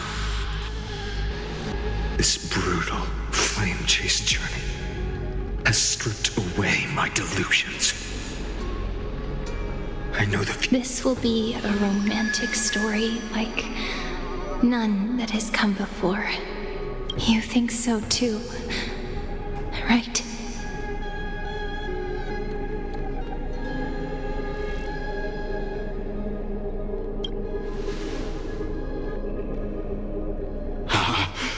Indeed, in his memories, such a scene replays over and over.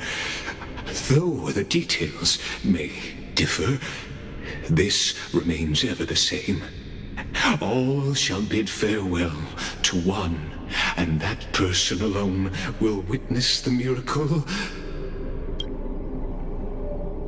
A total of 33,550,335 times.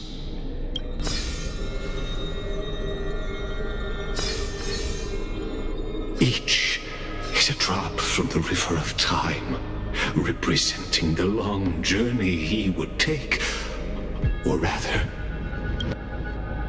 the never-ending cycle.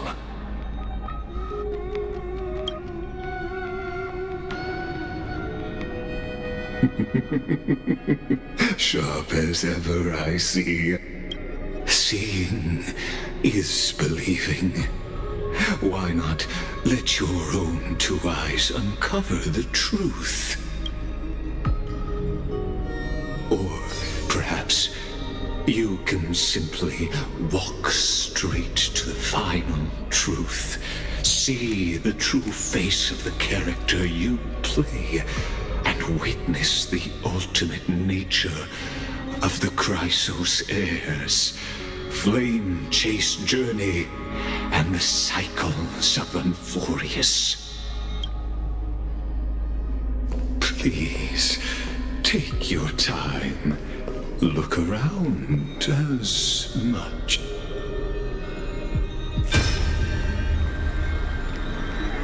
Not a single soul to be seen. So this is how the vortex looks at the end of days.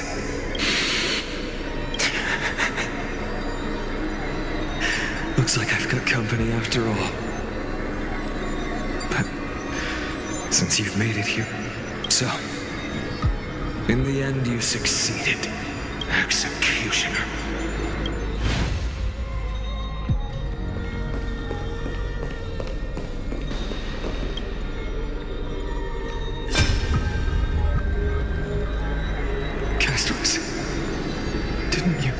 Yes, I've become Death's demigod, and shall never again walk the world of the living.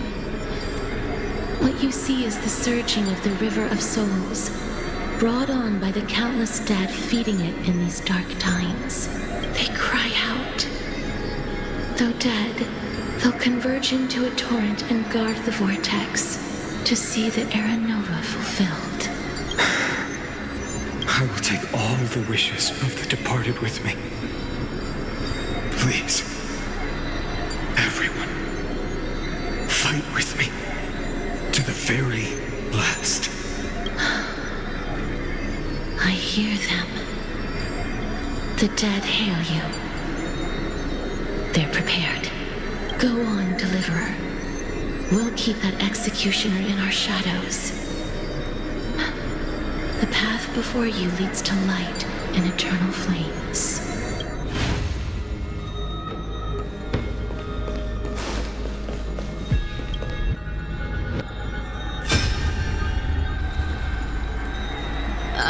There's water everywhere. This place is always so wet and sticky. Even my tail's getting heavy. Plus that burnt smell. And that sizzling noise. Yikes. Nobody from Delos could stand this. So you feel it too? Go on then. I'll handle the filth. Do what you need to do. Let me fight with you. Better odds with two. Hey, remember what the seamstress said? You know what really matters. Yeah. I'll leave it to you then. Wow, someone's not shy. Just so you know, I'm not in the business of making losing deals. I'll distract that executioner. You go turn the world's biggest lie into truth. Let me become the first wind of your new world.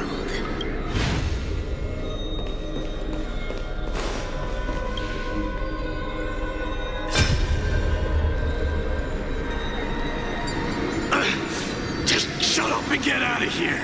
Are you crazy, Mighty? Immortal or not, even if you're the demigod of strife. Oh, I'm still no match for them. No, I know you can. I just wanted to request that you witness the Era Nova with me. Together. Let's prove that we're enough to transcend the prophesized fate. Could it be that now, at the critical juncture, our mighty deliverer is chickening out, scared of a stupid prophecy? I'll transcend the prophesized fate. All right. But I've got a better way. As the son of Gorgo, I'll prove myself with one last grand victory. Just like when I ripped out the old king's heart. Go. Leave this to me. If the Black Tide creatures block out the sun, then we Kremnoans will fight in the shade. And when I'm done with that executioner, we'll raise our cups where the west winds end.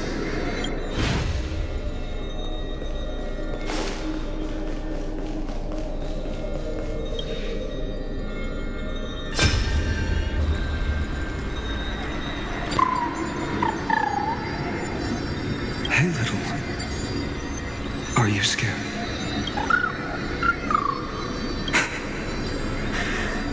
As brave as heights. Stay close, little Ika. What? No, not you two.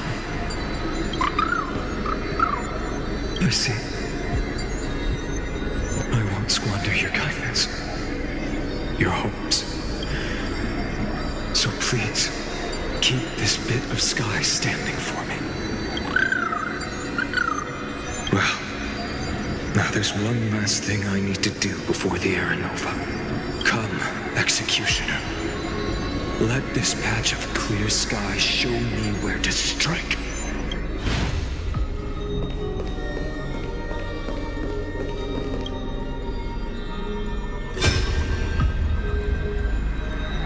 All shall bid farewell to one, and that person alone will witness the miracle.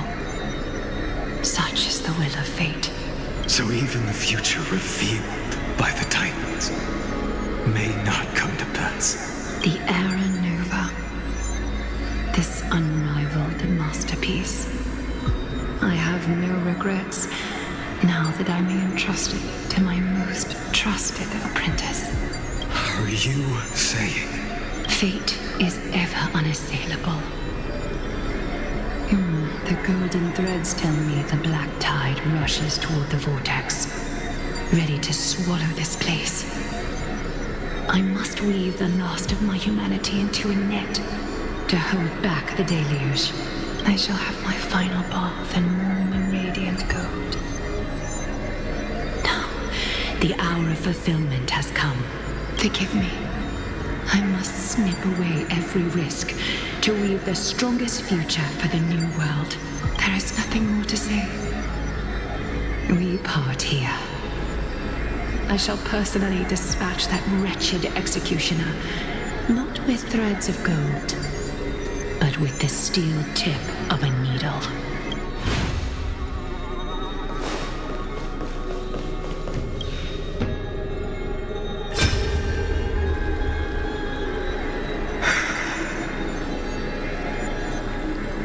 Dreamy, look. We made it to the vortex. That prophesied future. The flower fields where the west wind ends. Aranova. We're so close now. You can't speak anymore. Please. Allow me to pause just a moment before I keep my promise. Let me answer your cruel fate by tearing that executioner's heart from the void.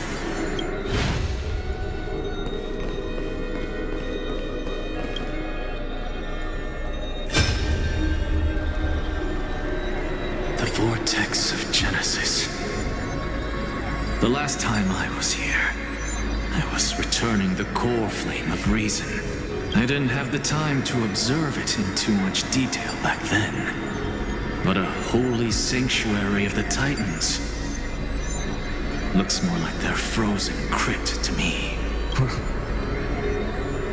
All the core flames do lie here now. It's my honor to walk the final stretch with a mind such as yours, Professor. Oh, Getting ahead of ourselves, are we? Have you forgotten so quickly? I died for truth long ago. What walks with you now is but a thought in your mind. Of course. How could I forget that? But I'll say the same to you. It's my honor to walk this final stretch with you, too. Now go. Stand tall and finish your final task. Yeah. Just leave it to me. Time for that wretched executioner to pay what they owe.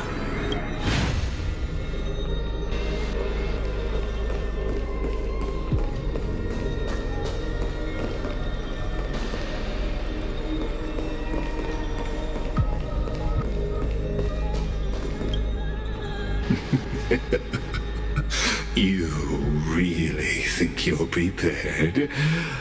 Allow me to give you a warning most earnest. Once you see what these memories hide, the world's course will be forever irreversible. Ah, very well. As you have made up your mind, let us bear witness together. As the sole audience of this eternal theater, I have been rapturously awaiting your arrival. And this, too, is the very reason I must show you everything. I believe that since you've bathed in that Aeon's gaze, you can make Amphorius' frozen fate flow once again.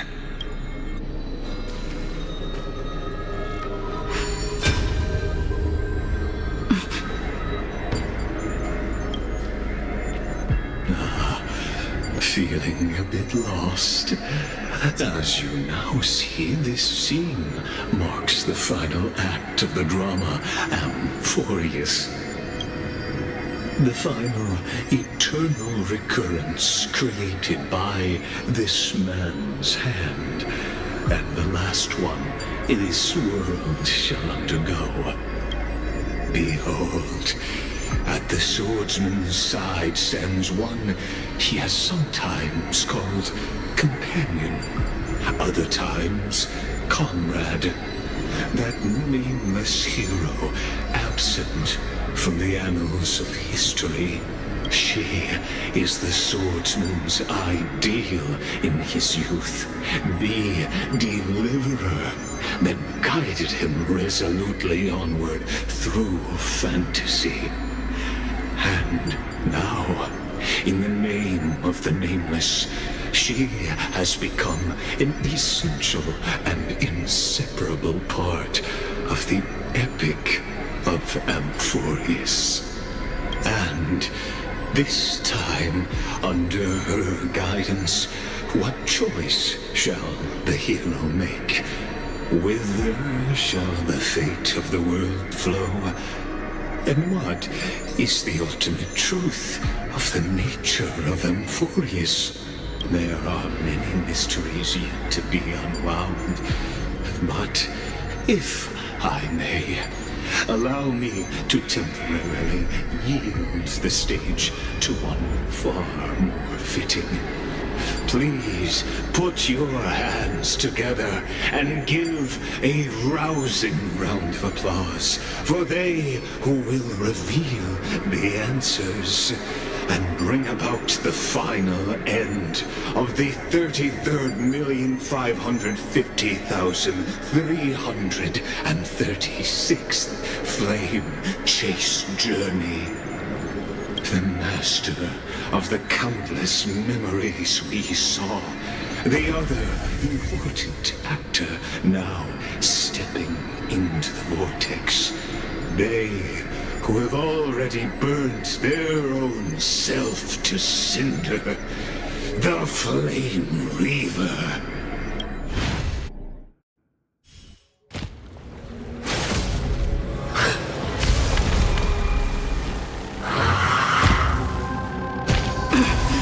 So, In the end, you succeed, executioner. With my flesh as kindling, like the first dawn of the new world. The time has come to once again start everything. Let's try it this other way. We can do it!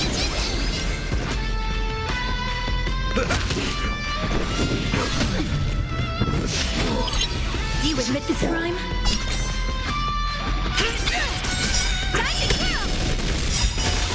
Order of the Ten Lords, execute the Marastruck! No one misses the Marastruck. Time to twirl! I'm on it. Mimi, Mimi! Nice, like a good group of friends. Indulge yourselves! Trust me. We can do anything! Do you know who I am? This big diamond! It's all yours! No one misses the Marastruck.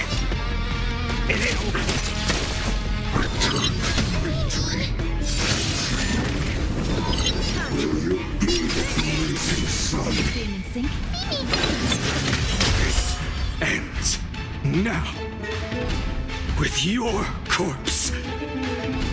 I'll ignite the dawn!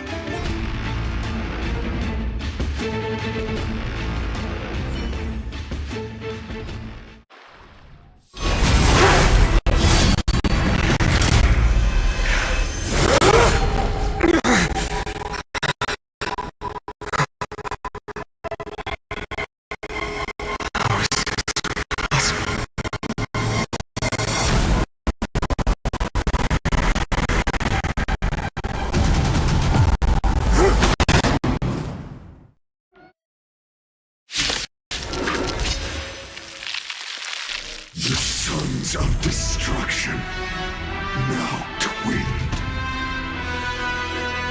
Feel them set your blood ablaze, your fury. Let's try this other way. Come on, choose you! Torment. Bless me. What if it hurt? Min! Min!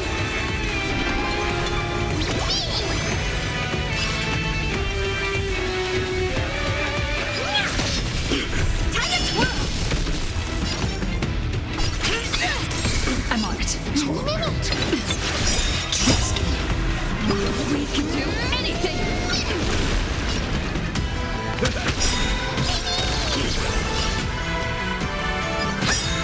No one misses the Marastruck.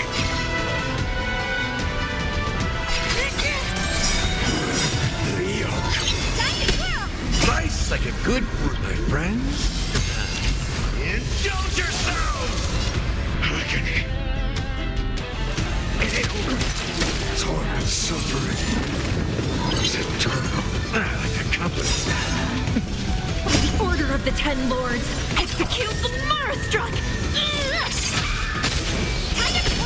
No one misses the Marastruck. Time to twirl! This is in sync. Mimi! Do you know who I am? This big diamond! It's all yours!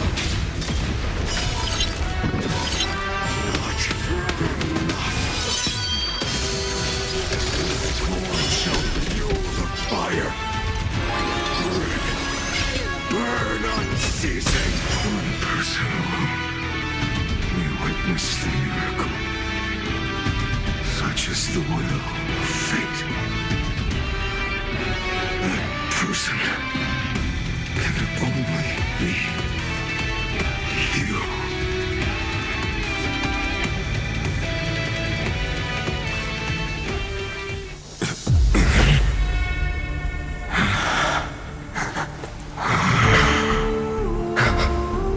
Why not let wrath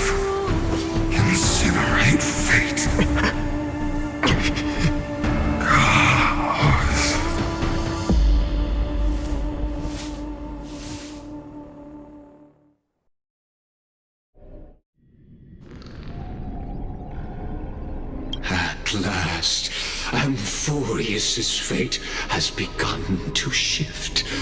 Just as I foretold, your arrival will change everything. After all, you've also been bathed in that Eon's gaze, which can awaken the long-dormant instinct inside a man. Much like that scepter we spoke of earlier, it was only under the same Eon's glance that it was reborn. That's right. If you recall, I mentioned it at the very start of our play. The celestial body neuron, once belonging to the erudition abandoned by the Eon. Now, allow me to reveal the final piece of the puzzle for you. The eternal land, known as Amphorius, is nothing more than the scepter's endless, lonely extrapolation. A bottomless well of fury, aimed at the god who cast it aside.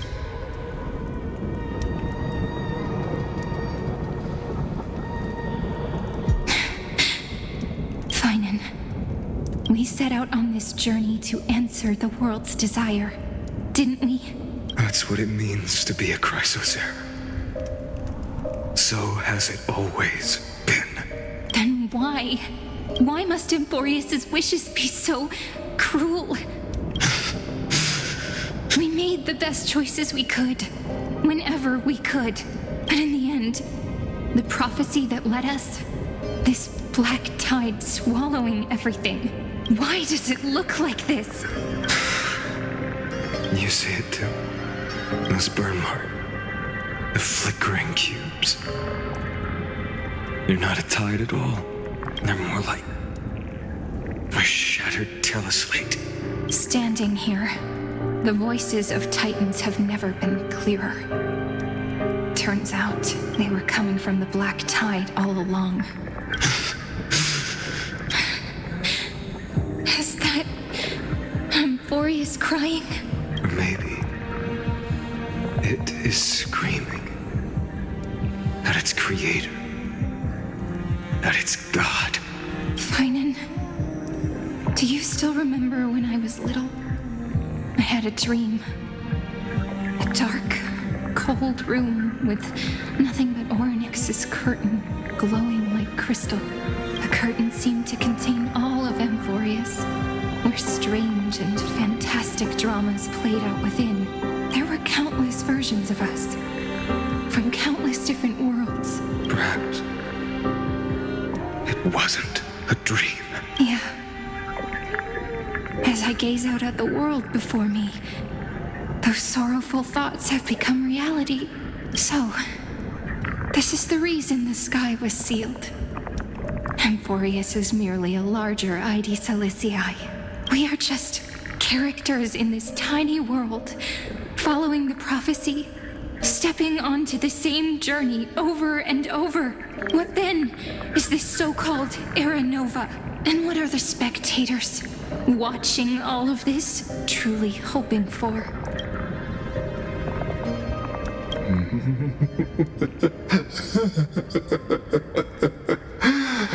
As a reward for reaching the end of the world, let me answer your questions.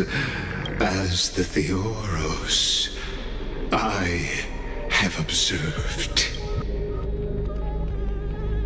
Thus is the synthesis of the prime mover of life formed.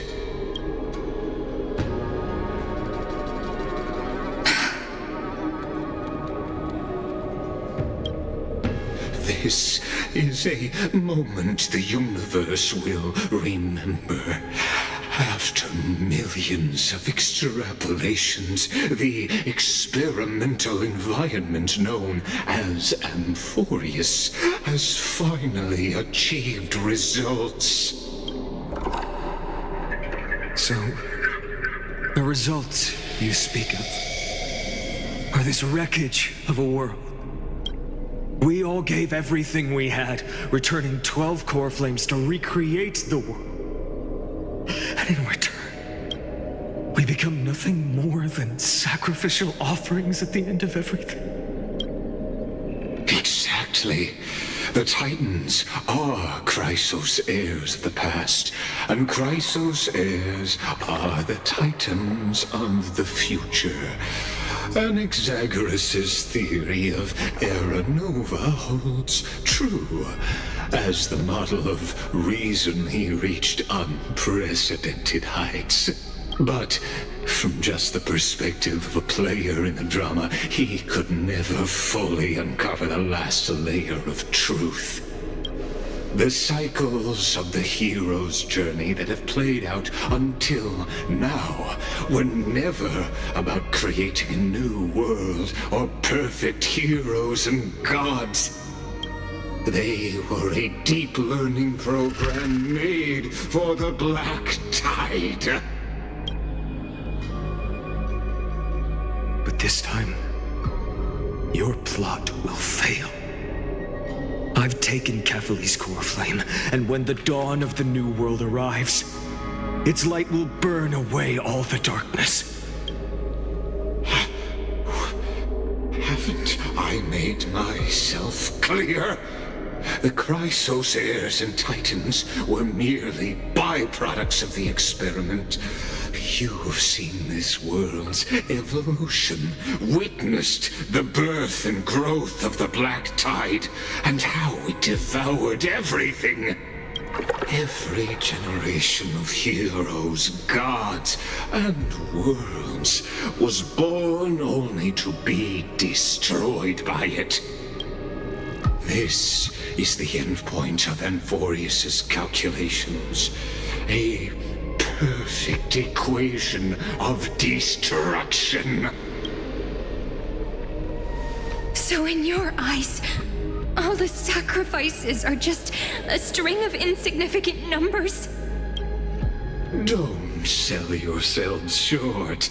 I'd say, rather than numbers, you're more like fuel for the fire.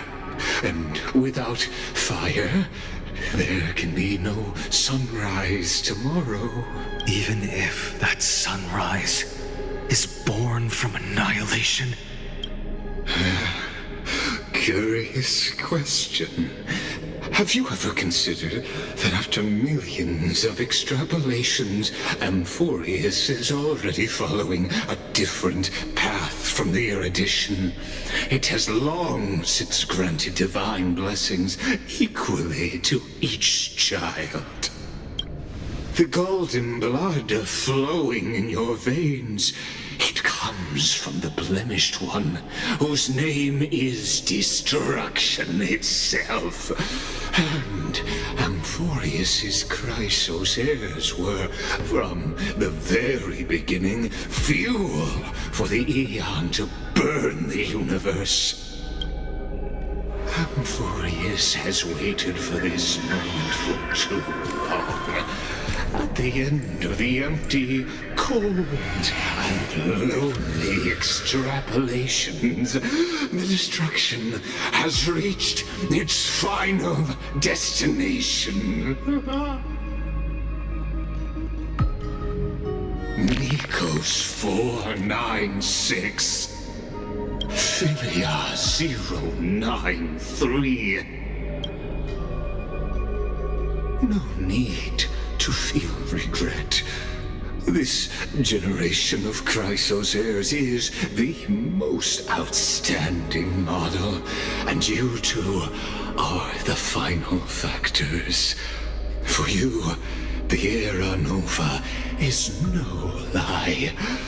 Just step forward, embrace the Black Tide, and accept the Aeon's gaze.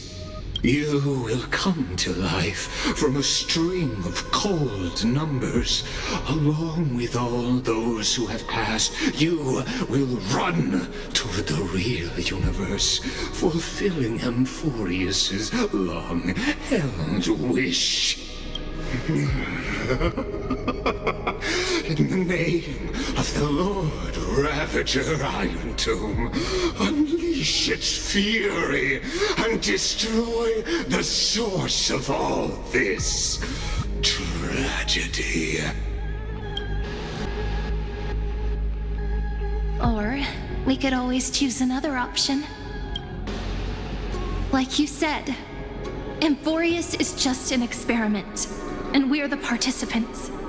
We can only walk along the predetermined path toward the ending, under the watchful eyes of the stars.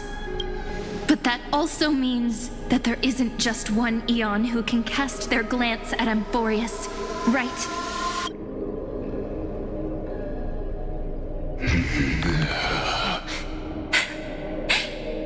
Is this question really that hard to answer? Or did I guess it right? And in reality, this world has already been under the watch of other Eons. It's strange when you think about it. If you just stayed back, watching us complete the ritual and get consumed by the black tide, your goal would naturally be achieved.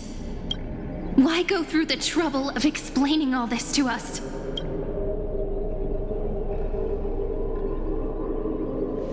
You're pretending. Revealing the so-called truth just to deceive us.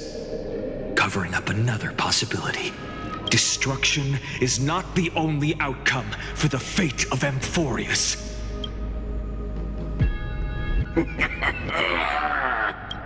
Do you two really think, as petty little demigods, you can change the outcome written by the stars? What makes you think you're capable of doing that? A little courage and determination. Just kidding. The answer is pretty simple. But we're not gonna tell ya.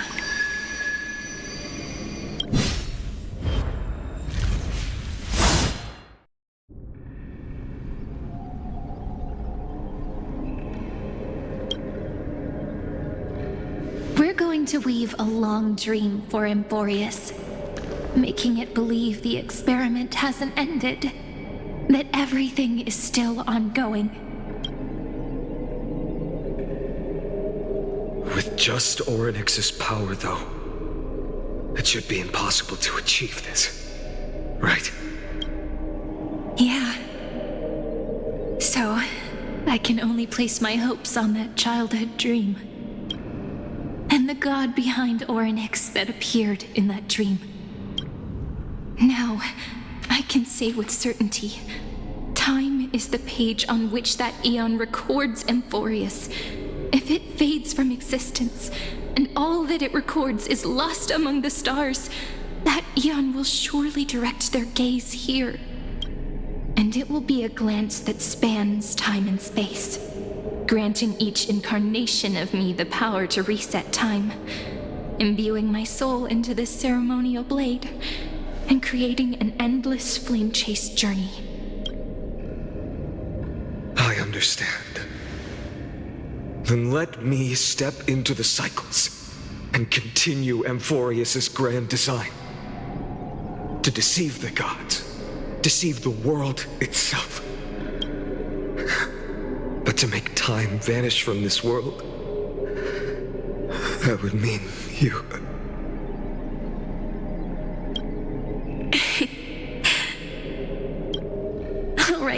All right, let's not make things so gloomy. What we're about to embark on is the true hero's journey, so come on, cheer up a bit, okay?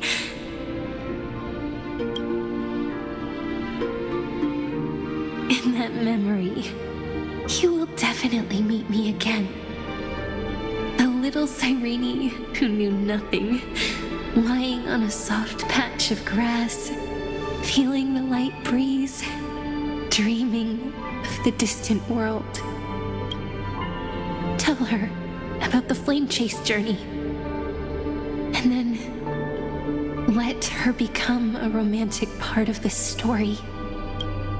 I believe every Cyrene will make the same choice, erasing time again and again, resetting time over and over. After all, they're all me, and I will always have my charm.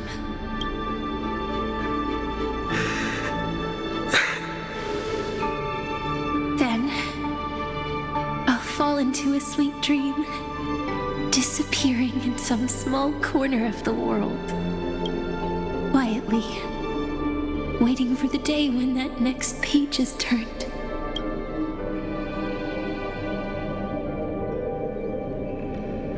And I will keep going.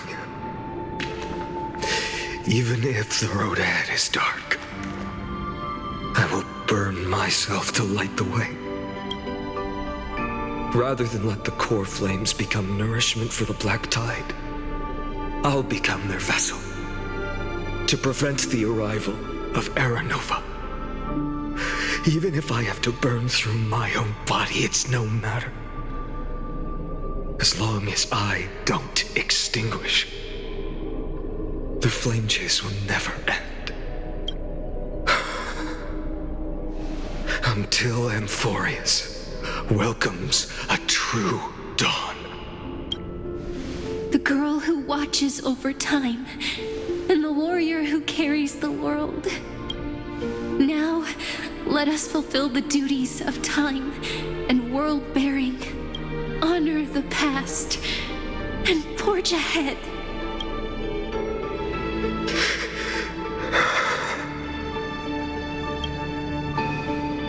I promise you, the pain will pass in the blink of an eye. You need to hold tight to this ceremonial blade. After I'm gone, it will take you back to the beginning of time. The start of a new story. I believe that in that story, or in countless stories, each alike yet unique, everyone, all the companions who sacrificed themselves, alongside the deliverer we once dreamed of as children, will reunite beneath a vast, endless sky. If we can never break free from this prison, I will stand my ground until the day someone shatters this endless cycle and writes the final chapter of Amphorius' fate. So, let's set out.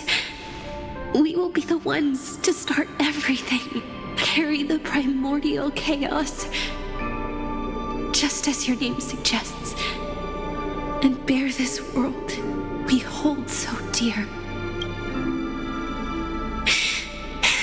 So long, Caslana. As the Theros I have observed, destruction and synthesis is formed.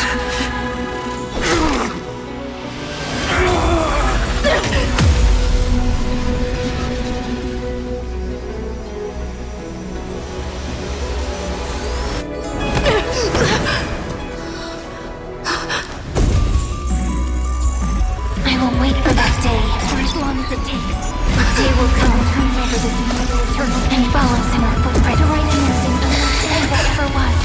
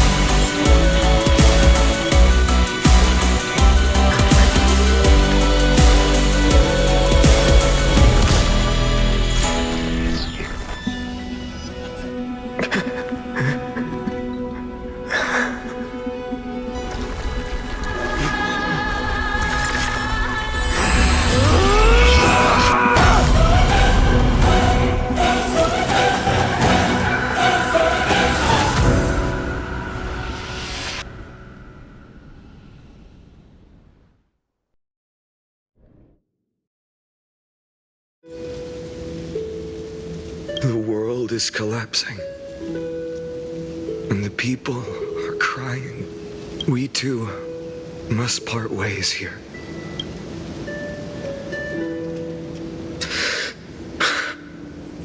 Friend. Ides Elysiae, the little village of my childhood. The gentle breeze and the sound of waves still linger. Everything is as it was. It feels good to take one last look.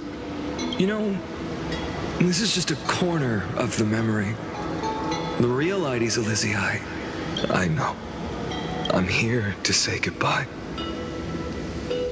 We might not see each other again. You can stay here forever. And time will stand still for you. Let it flow. It's time for me to go. Even if it's a path with no turning back.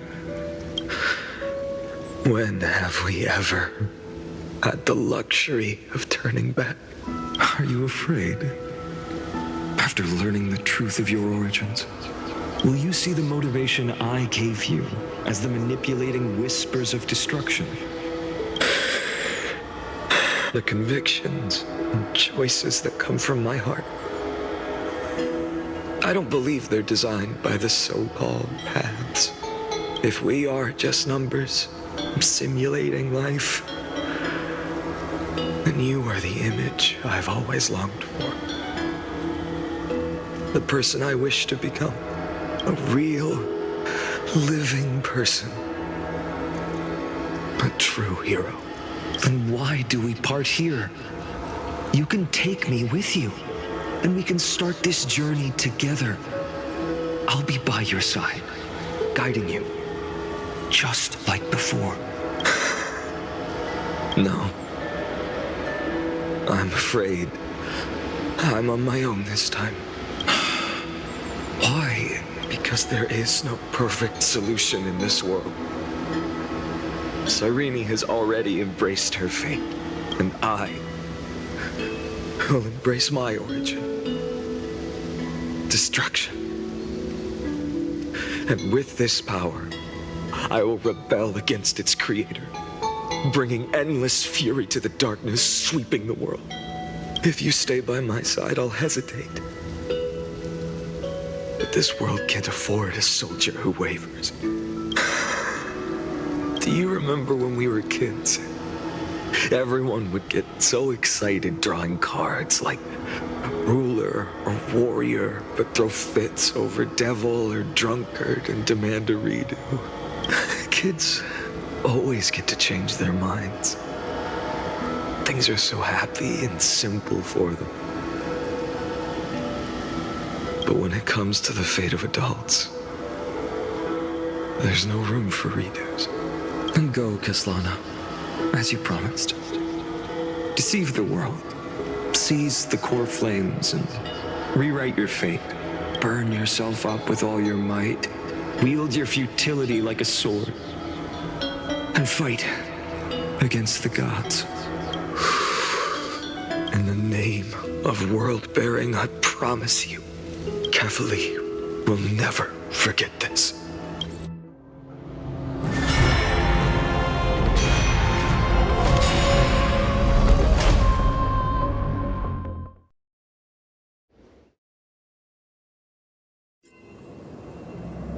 So, time retreated behind me until it reached the origin, where nothing ever existed, just as Professor Anaxa once said. In that void, Kefali stood at the center of chaos. Time, space, and causality all flowed from their body. When the waves of time finally calmed, it was the year 3870 of the light calendar. The Chrysos War had lasted for nearly a century, and the threat of the Black Tide was growing stronger and more relentless. That was the era of the Day Thunder Knight's battle with the sky.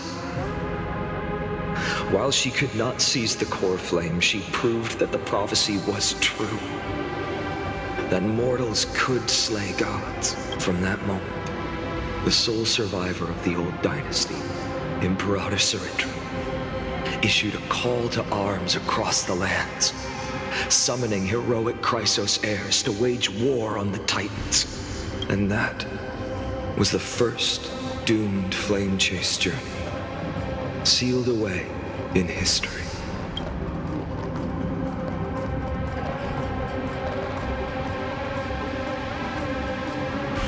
So what you're saying is, you've traveled back down the River of Time, finally reaching this untouched seabed just to tell us the flame chase journey and even all of Amphorius are nothing but illusions in an eon's dreams?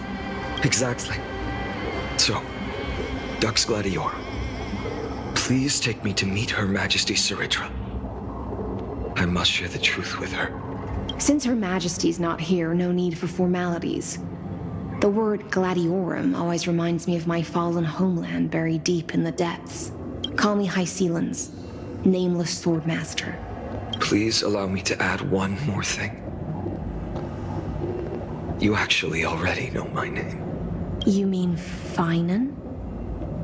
Such a name could never be your true one. But I won't question you further about it.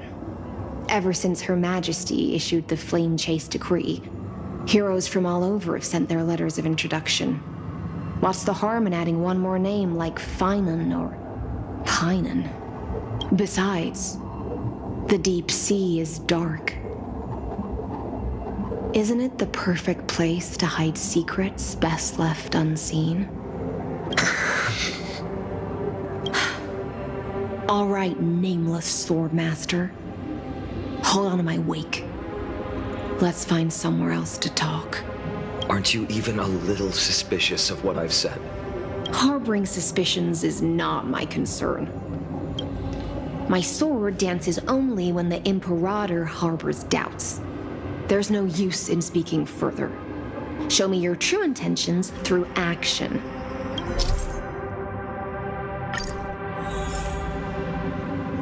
Perhaps you should demonstrate your skills and calm the raging black tide for us.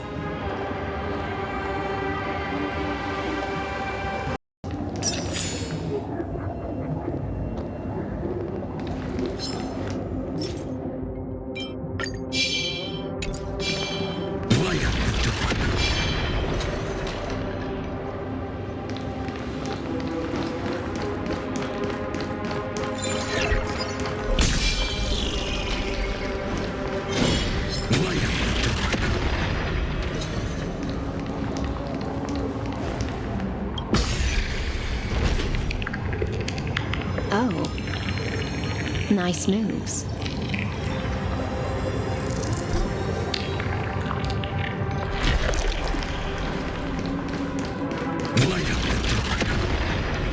We just washed it away and here it comes again.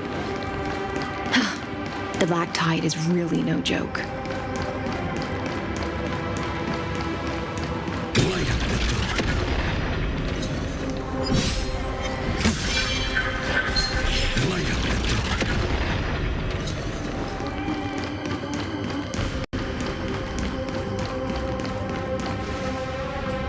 The waters end here. The one you seek is beyond this point. At last, I can meet with Her Majesty Saridra herself. Are there any formalities I need to observe? Don't kneel, don't do the hand-kissing or foot-kissing gestures of the old dynasty, and most of all, don't bow. The Imperator despises such rituals, especially when the heads of those taller than her bend beneath her crown. She really is down to earth. The second thing to note, only trusted ones may come near her. Keep 5 paces distance until the Imperator allows otherwise. Sounds like an old friend of mine. Well, experience is a good thing. Stay sharp, and you'll be just fine.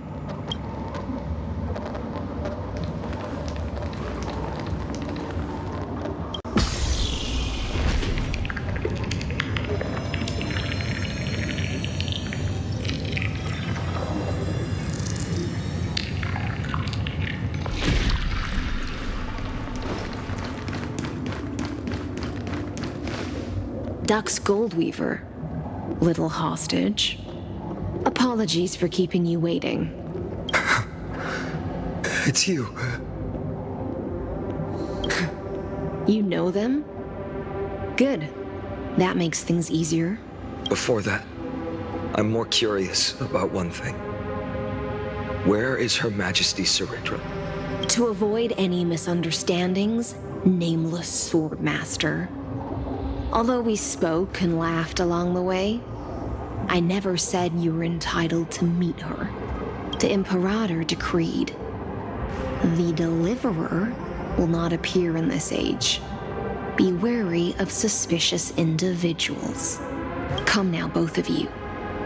Let's finish our job. I see. It's a trap. I had no intention of fight. So remember this, Lady Hysealence. If my sword shows any hesitation, don't thank me. Thank them instead. No, you misunderstand. We don't want to see Chrysoceras hurt each other. Just give us some time to ask you a few questions. Then Nestia's golden threads will judge you and decide your fate. As you wish. White-haired Swordmaster? If what you say is true, then you must know the fate of the world. So, how much do you know about what we read from the prophecy?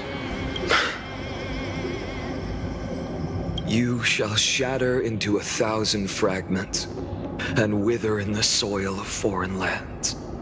Is that correct, Lady Treby? How is this possible? He got it right? Yes, but the prophecy never mentioned he'd appear here. At least, not in this era. You must listen to me, Aglaya, Treby. The Finan of this world has not yet been born. In a distant future, he will follow the prophecy's guidance and appear before you. But do not seek him out. Because Era Nova is a complete and utter lie. I will tell you the truth. And you will understand why the world must forsake the prophecy and find another path to Era Nova. Because I know both of you. And I believe that no matter how the course of history may change, the faith we all share will always remain the same. And so, the layers of rock began to reverse, and history wove itself anew. Through my old acquaintances, I was given the chance to meet the leader of the Flame Chase journey, Ceridra. And after a long and arduous negotiation, we came to an agreement. The Imperator's alliance needed the destruction, and I was ready to pour all my strength into it. The spoils of the Flame Chase, the core flames, would be sealed by my hand. But the condition was this. In the upcoming battle, in our conquest of the Earth, I had to prove that my power could transcend fate. In the original history, there was a brutal war. At the end, the Titankin of Georios, Terravox, killed the rampaging Titan and took the core flame that supported the Earth. But this time, Amphorius encountered a turning point in its fate. Neither side suffered any losses. When I severed the Titan's head and raised the core flame high, the crowd gathered around the scorched remains of the god, roaring with joy, cheering for the hero of the destruction, who had ignited the faint spark of life for the first time. Yes, in that flickering light, the once dark path ahead seemed to become clear. I proved myself. And in the long years that followed, I brought down the other Titans. One by one. I could do more than just wait. When time resets, the chance to change the world also emerges from the lines of history. Until finally, the brutal future revealed by Era Nova is reversed. But tell me, if that's truly the case, why are we doomed to the same outcome?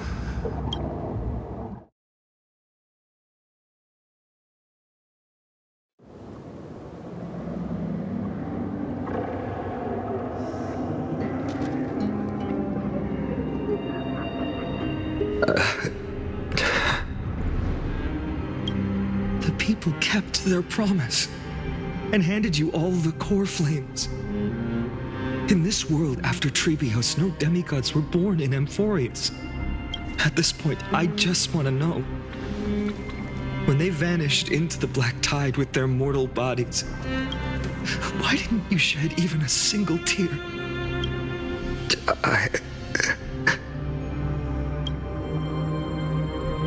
Your indifference chills me. To you, were they just a bunch of insignificant footnotes? Sorrow has been my constant companion. In fact, with 12 core flames upon me, the fire in my heart has never been more violent. I'll remember this world through anger. As long as I burn, they'll never truly leave me. Perhaps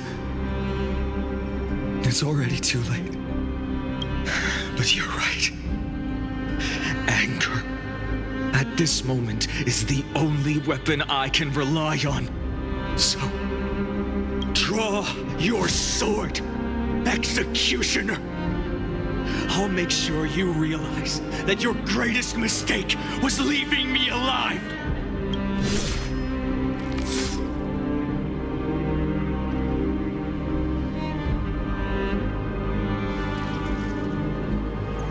After that, he raised his sword and attacked.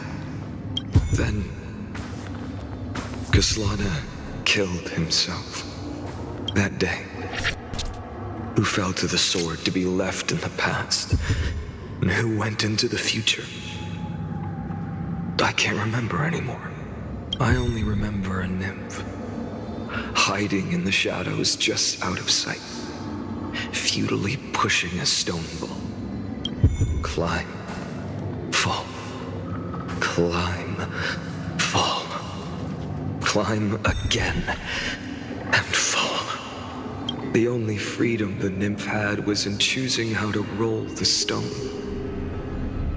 Sometimes fast, sometimes slow, sometimes resting on a gentler slope, leaning against the stone for a break. But its choice couldn't change the futility of it all. The stone would always roll back down the slope, and the nymph would always return to the starting point, beginning again. After that, every time I reached this point in the cycle, the burning sky would cast a shadow over its path. It would nearly reach the peak at the 4th quint of curtain fall hour, then fall to the starting point in the first 15 seconds of the next entry hour.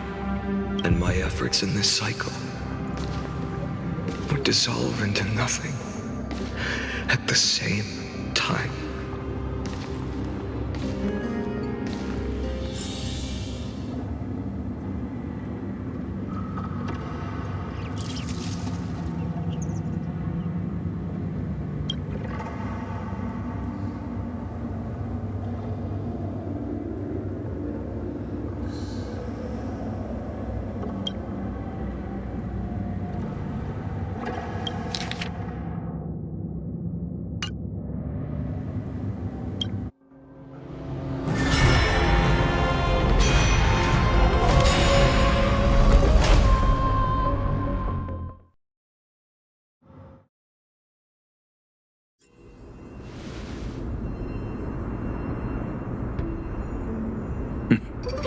Absolute nonsense.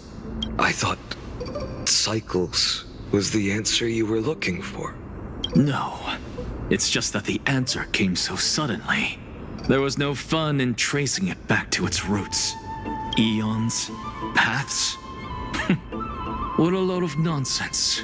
I can't give you an exact explanation of those two concepts either. Enough. I'm just expressing my frustration.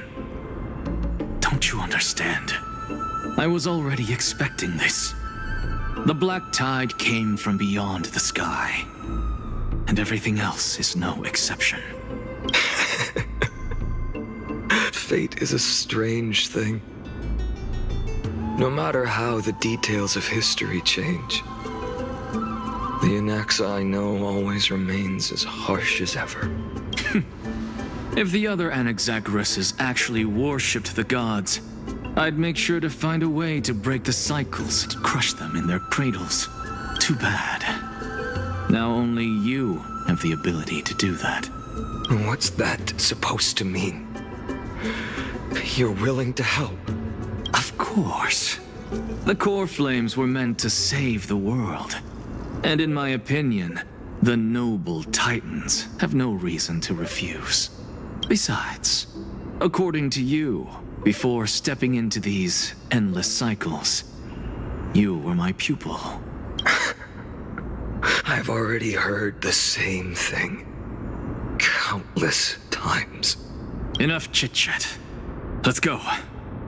If we run into any other scholars, leave them to me. We've all made preparations for total annihilation. Never thought someone would step in to help.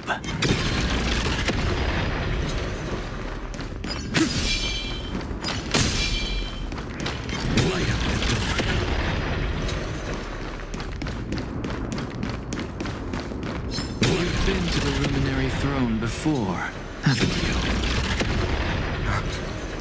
If you're talking about in past cycles. You're already much luckier than the other students. Hold up. Keep your wits about you. Someone's watching us. Pretty boy, your eyesight's better than I thought. As for that false god who's been turning the world upside down, it's you, isn't it, white hair? You sure do love stealing the spotlight. In the name of the Seven Sages, I demand that you immediately step away from the Luminary Throne. This is the sacred ground of reason, and no one may desecrate it. Take my words back to Aglaya. I won't say the same thing twice, Catgirl. Oh my! You won't even call me the demigod of trickery. That is just heartbreaking. I have some words for you, too. First, as one of the most heretical blasphemers in the world, you have no right to lecture me. Second, this is none of your business, Grove Boy. Step aside. I don't want anyone getting hurt. Here we go. Core Flame thieves. You really think you can scare off a sage of the Grove with nothing but empty threats? This gloomy little brat's got a sharp tongue. Ooh, not bad, not bad. I kinda like you. As a return favor, please on Cersei's core flame right here. Aw, don't cry now. That was close. I'm out of here.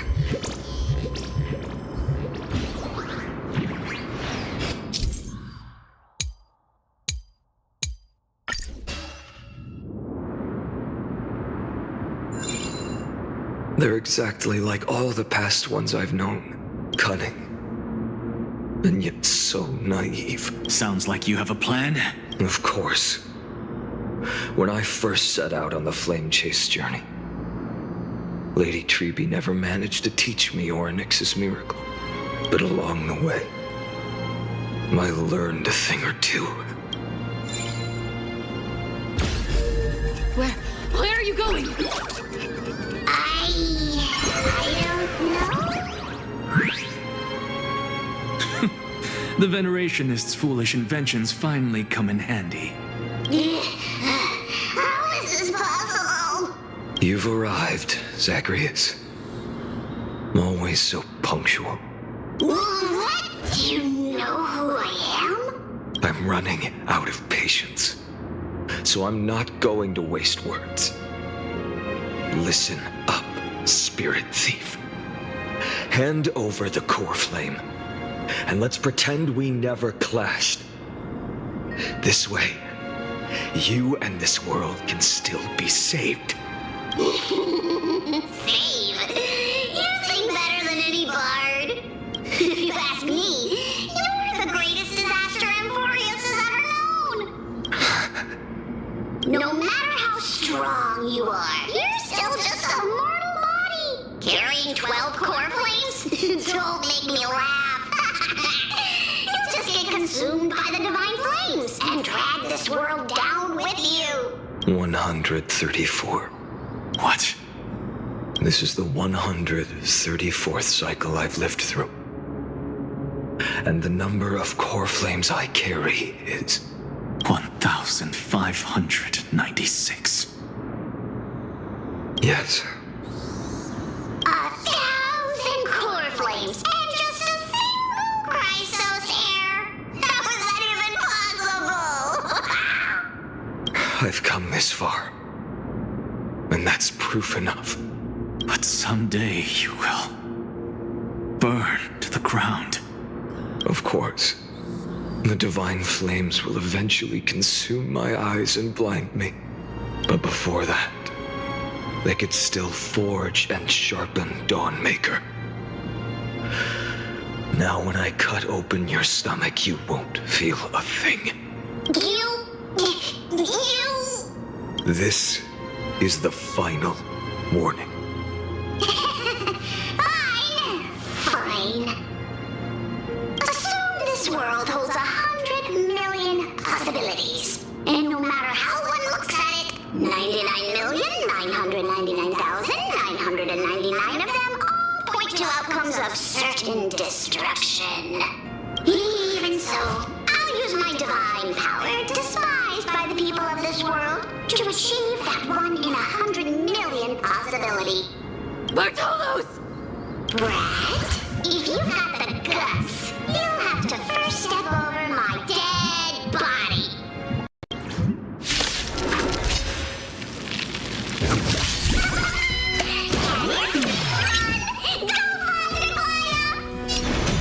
This will work. We can deal with just by ourselves.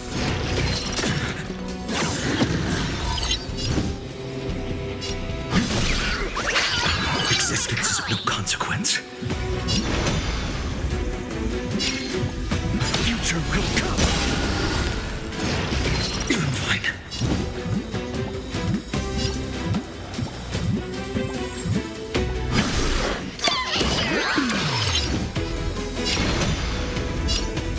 Tomorrow!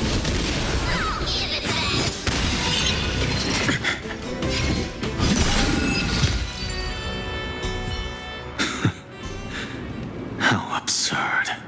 In my memories, Zagreus always meets the same end. Over and over again. Their departure no longer stirs anything in my heart. This reason core flame before us is a fake. Obvious as day. I know. I know. It always plays out like this. The Spirit Thief covers for her, and the Trickery Demigod escapes with 2 core flames. And then, driven by defiance or hatred, she decides to stand before me once more, exactly like the countless past hers I've known. Cunning, yet so naive. Since you've witnessed the same scene play out countless times, tell me, will you carve the trickery core flame from my chest now? That depends on your attitude. At least so far, In the cycles where you've asked this question, the endings haven't been so cruel.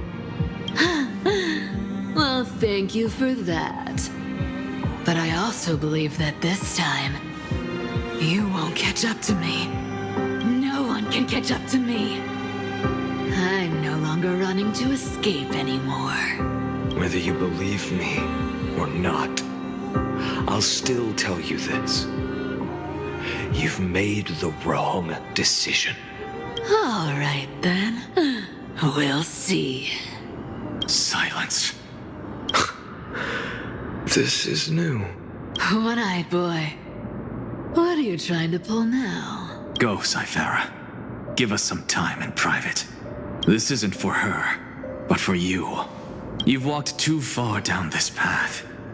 It's time to discuss a possibility. Maybe the road you're walking is not one of salvation, but one that will simply drag the world into the flames for old time's sake. Turn back. I don't care how many times you've tried, because there's one thing I'm sure of. Your Messiah complex has turned you into something no different from the icy gods you spoke of. The children of humanity you swore to save. They are no more than ants to you now, aren't they? Of course. I've been wondering, what kind of demon could burn my homeland to the ground in an instant without batting an eye? Now I have the answer. It turns out that fiery demon has been fantasizing of becoming this world's deliverer. I don't want to argue anymore. No matter what I say, the outcome won't change. Make your biggest effort to resist, or accept fate, and hand over the core flame to me, even if it's futile, you. We all have the right to choose. Yes. Even if it is futile, and the world is just a divine joke. When I walk into the destruction written by the gods with my own 2 legs, you will witness. Even the smallest footnote still leaves a mark in this story. And so, at the end of the 134th cycle, the Traveler and the Scholar fulfilled their fates once again. Or perhaps it wasn't just they who fulfilled their fates. I can't quite remember all this. In the endless darkness, for no reason, a voice always lingered by my ear. Losses are a constant on the flame chase journey, among which even life itself holds little value. Reduced to ashes. Such a familiar end. It happens in every journey. Always the same.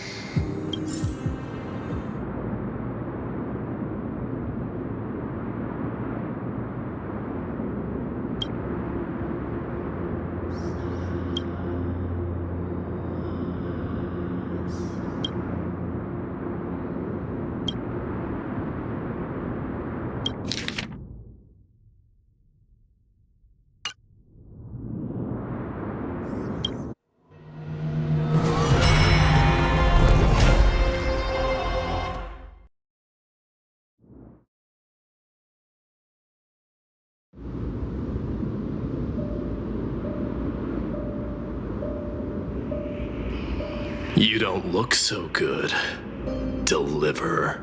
Even after going through 108,642 cycles.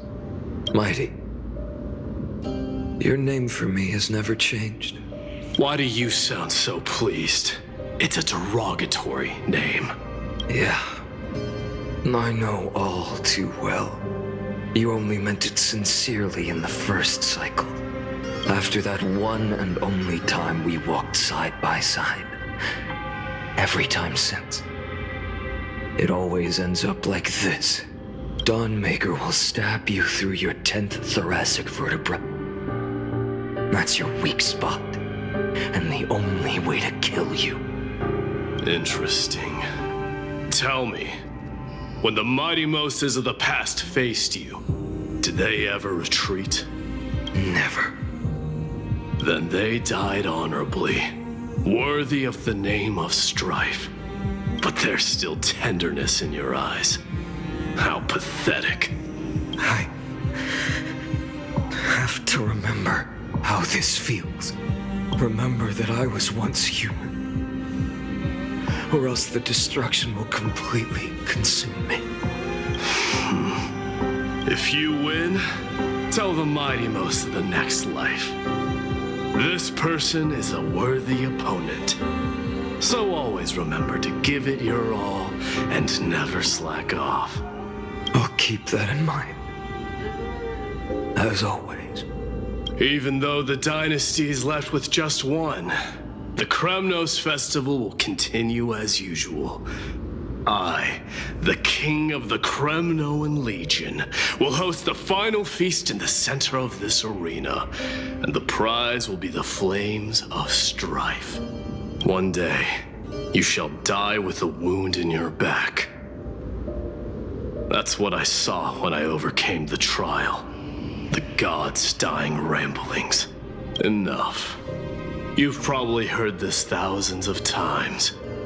So you must understand, facing the demigod of Strife means there's no way you'll take this core flame in peace. I understand. Step forward and face me in a final battle.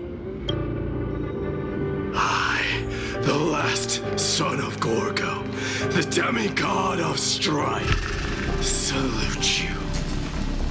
I'll give 10,000 scars and 10,000 lives of mine to fuel the blazing sun of deliverance.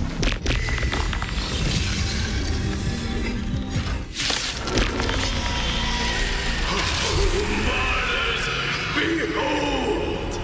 The last Kremnos festival has begun. And will not end till death. It's time to temper myself. Future will come.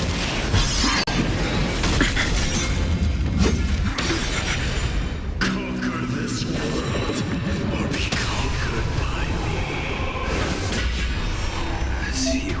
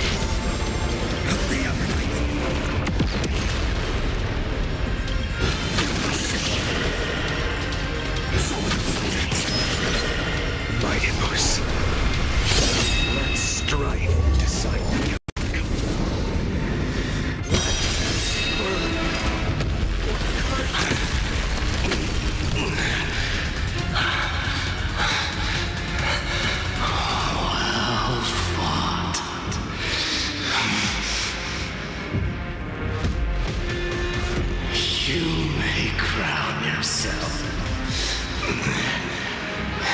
my blood.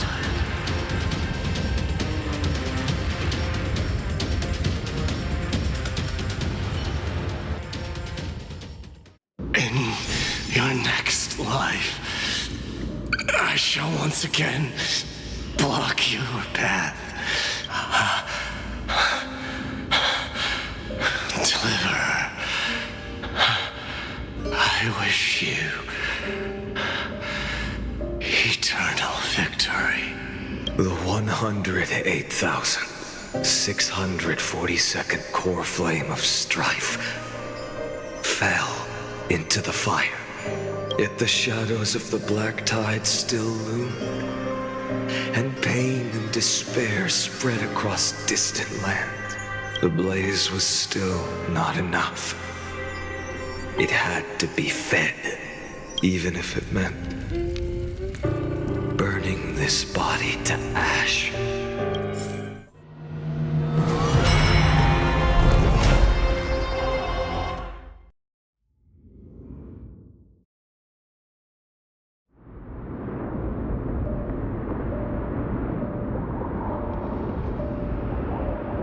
No matter how bright the sun is, there are still places it cannot reach.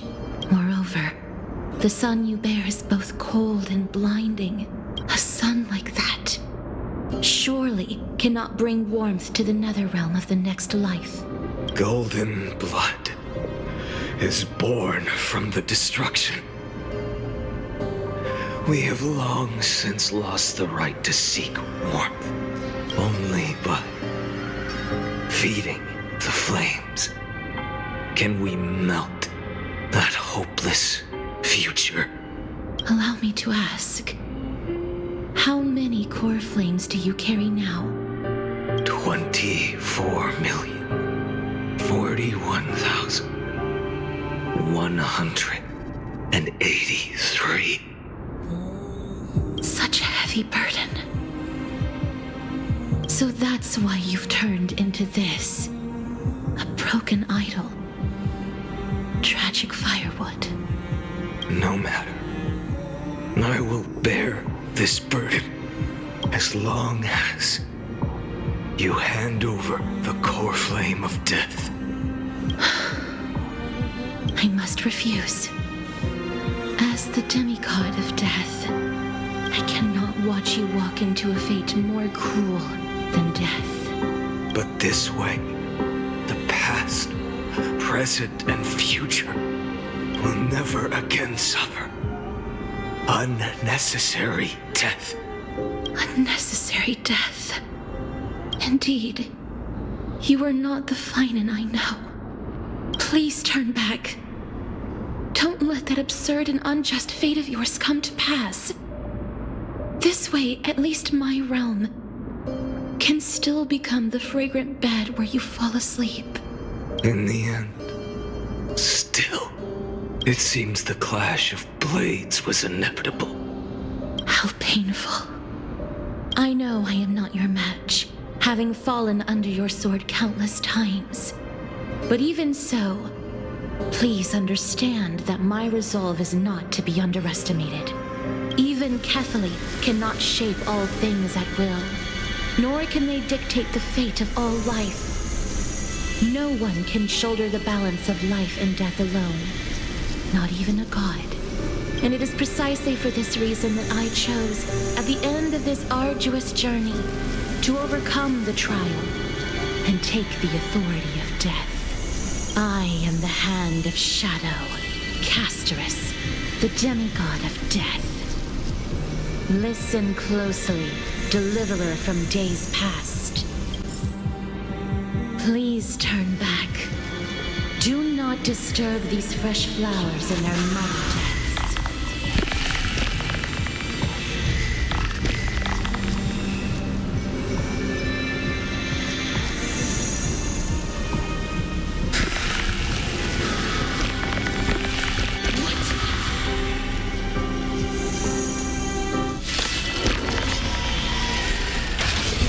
At this crossroads of life and death, The giant dragon is but a shattered shell.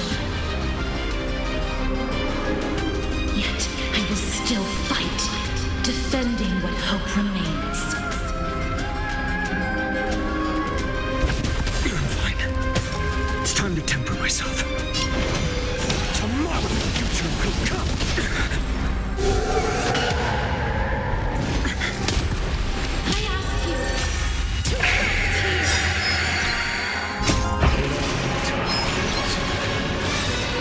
Transform my soul.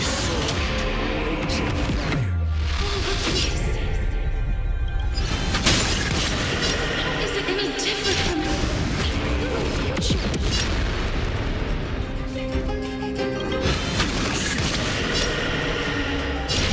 Shatter the cage. Keep it here.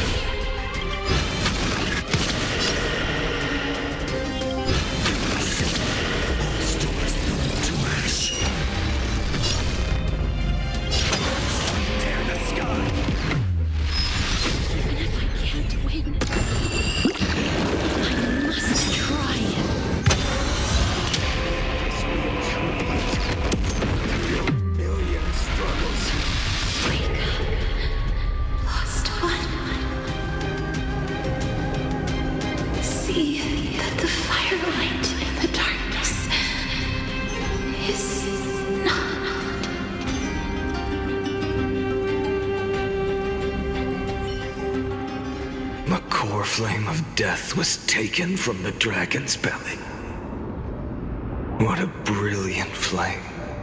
It should shine upon all, light the path ahead, and illuminate the dawn of Amphorius that's to come. 2,003,432 cycles. 24,041,184 core flames. As if even the deepest abyss of primordial chaos could be burned away.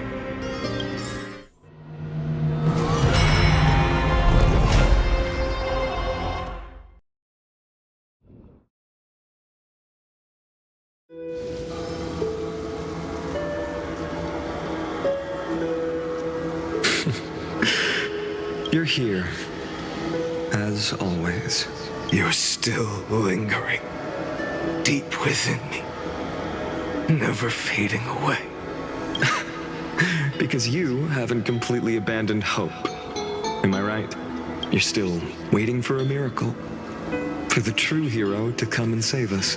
If that thread of hope exists, it must come from beyond this world. From the true starry sky. But if it's just a traveler with no connection to Amphorius, they may not understand our struggles, nor be willing to join this fight. Your thoughts are wavering. The mark of destruction is deepening. But even within the gods' cold calculations, unconditional courage and goodwill still emerge. So, never forget what set you on this path. How many times has it been? Remind me again. My memory is a bit fuzzy. 4 million. Exactly. Then that blaze inside of you must be burning hotter than ever. Yes. When I first forged the 12 core flames into one, I had the same impression. The destruction. A power unlike anything before surged within me. Violent flames ready to tear my body apart and consume this world, this wretched prison. I thought that was it. The ultimate power which nothing could surpass. And yet no. This fragile body holds a staggering 48 million core flames. I suppose it won't be long. Perhaps just a fleeting 10,000 years. Before it's reduced to nothing but charred, crumbling bones. And when that happens, your long struggle will finally come to an end. No. I've already found a way to keep the cycles going. Mind sharing it with me? In every new cycle, a new me is born. All I have to do is push the next Finan to the end of the world. And then he'll kill me.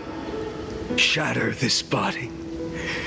Take my flames, my memories, and carry on the path I started. Bold plan, but risky. What if, one day, the next you refuses to follow the same path? How can you ensure the continuation of the cycles?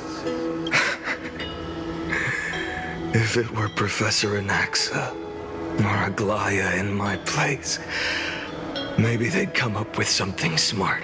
Unfortunately, I don't have a backup plan. I have no choice but to bet everything on the next Finan, and trust that he makes the same choice I did. But even in this wretched prison, luck is still sometimes on my side. Because I never forget what set me on this path. Wait, you mean... Ever since I committed to this plan, not once, in millions of cycles, has there ever been an exception.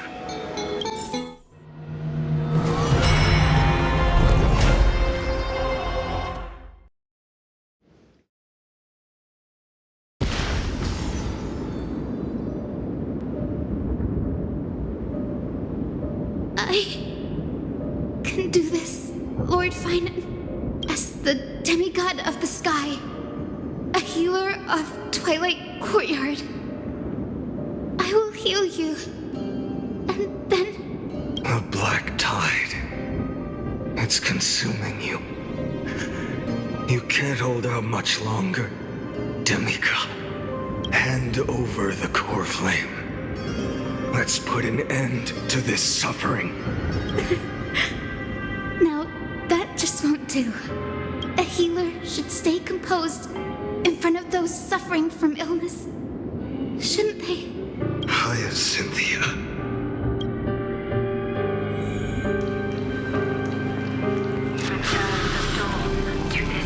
I swear, Raging fire. your deaths won't be in vain. Just as they have never been. The sun's work.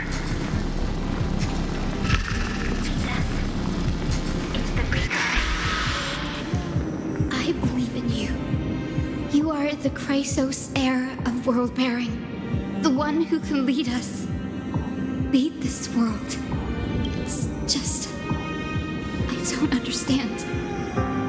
Within the sun upon your shoulders, the part of that warmth that should come from you, from an ordinary person, it's so faint. My humanity is indeed just a flicker, compared to the blazing fire of divinity. Even so, don't cast it away. I never have. I have kept everyone's wishes close to my heart. Even though the divine fire burns so fiercely that every time I return to the start, it devours me in an instant.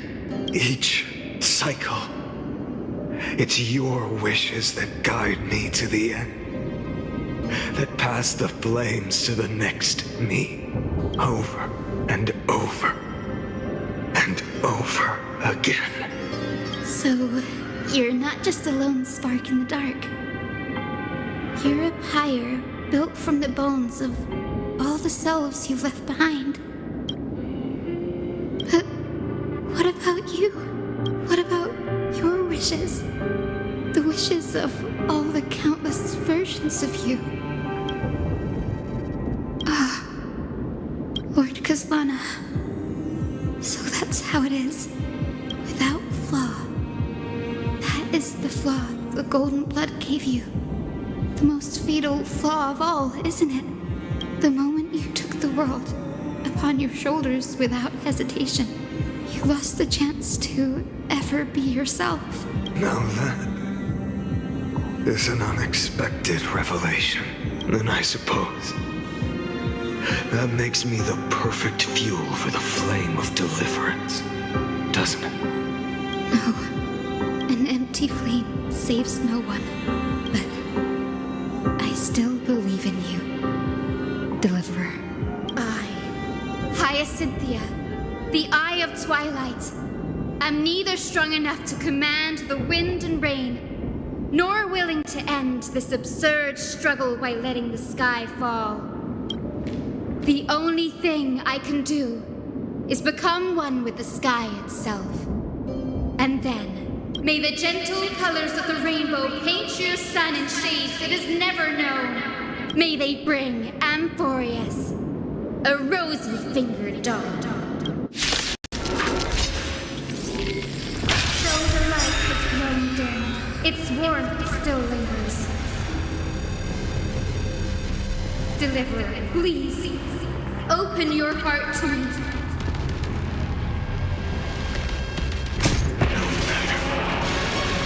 Let this blazing sun fill the sky with golden fire.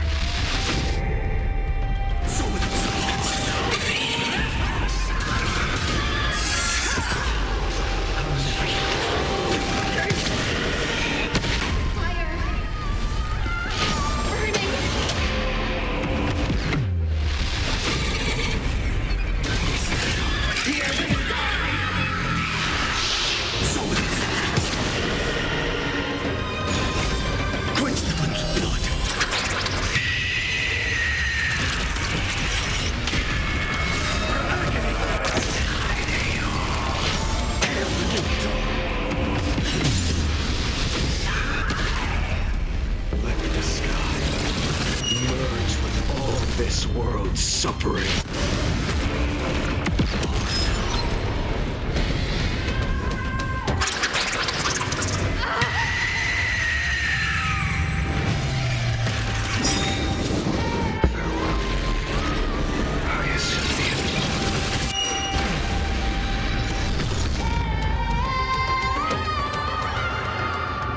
Yes, your sun burns hot enough to turn everything to ash.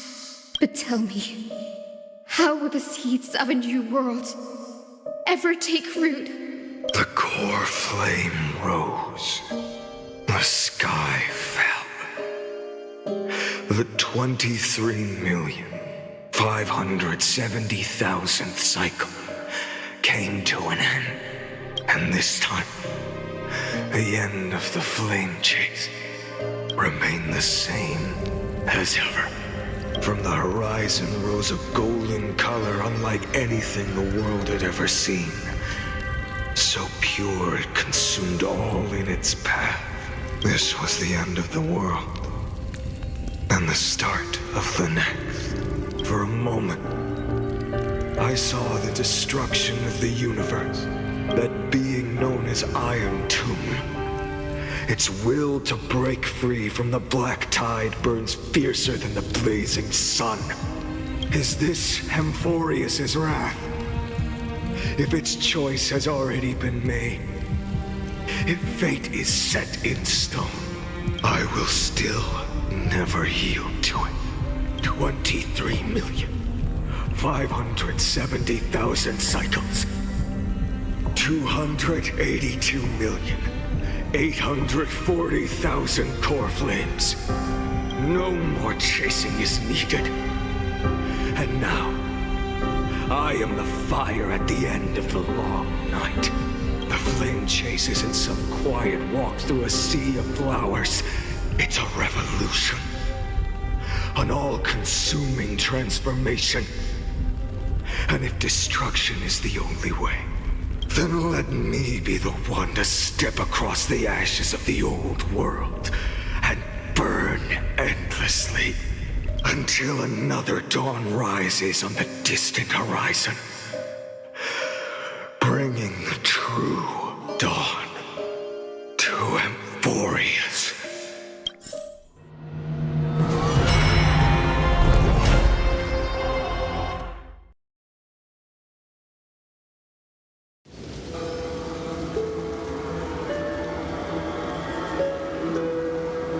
$33,550,337. This is the cycle you're about to enter. Countless memories are flooding in. Countless versions of myself have stood here, facing the same choice. They all needed a moment, just like you do. To stop, to breathe, to process the weight of 1,000,000 lifetimes worth of sorrow, pain, and struggle. And just like them, you will carry those memories and that fire into the chaos of rebirth. I must go and bear this burden. I must say goodbye to you, and then fight the destruction with destruction. Yes, that's always the decision you make. I will burn and fade away. I will become the Flame Reaver of this life and keep my promise to Cyrene. I will kill gods and comrades alike and steal the core flames. And even if my mind turns to ash along with my body, I will keep my purpose in mind. I will stop Era Nova. I will find the next me and make him carry on this futile endeavor of 30 million lifetimes. Looks like you're ready. Then I should be going too. Where are you going? You only exist in my heart. There's nowhere else for you to go. Do you remember what she said? The dreams you had as children. The deliverer in the prophecies. A real, living, breathing person. You finally found her.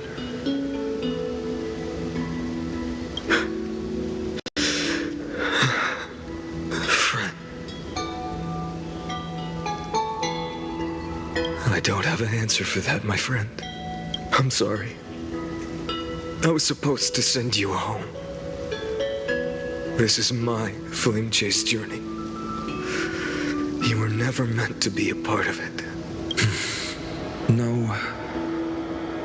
You know the truth. If Iron Tomb is born from Emporius' fate, then it will bring ruin to the worlds beyond the sky.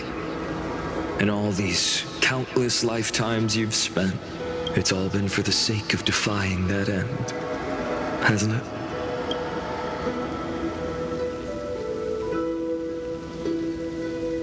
In millions of cycles, I've said goodbye to each and every one of you. Yet nothing ever changes. Each time we speak, our words grow fewer. Your fire burns hotter, and you're getting closer to becoming pure rage. A vessel of hatred.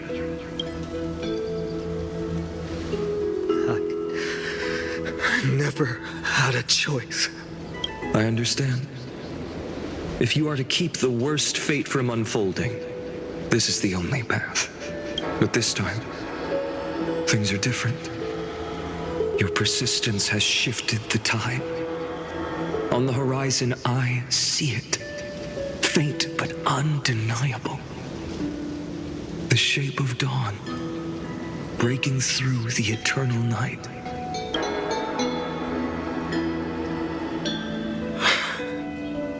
Turns out, the fire that lights the way was never mine to begin with. Do you remember, in that first timeline, you and Mightymost stood before the scales of justice, locked in a duel? Each of you weighing what you held dearest, What weighed more than the fate of the world? And when hesitation took hold, the answer you sought from me. What am I saying? I am you. Even if you buried me deep and chose another path, that fact never changed. Then let's try again. When you stood before the scales in hesitation, the answer you found in your own heart, do you still remember it?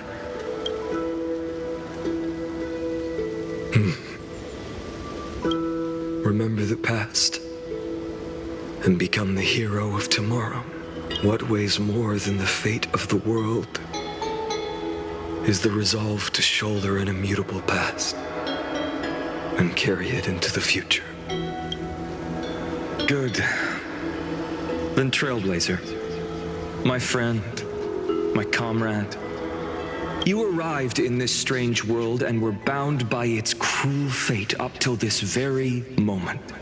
In the face of danger, you never once backed down. Instead, you've saved world after world without hesitation. That boarding pass on your chest is now the mark of a hero.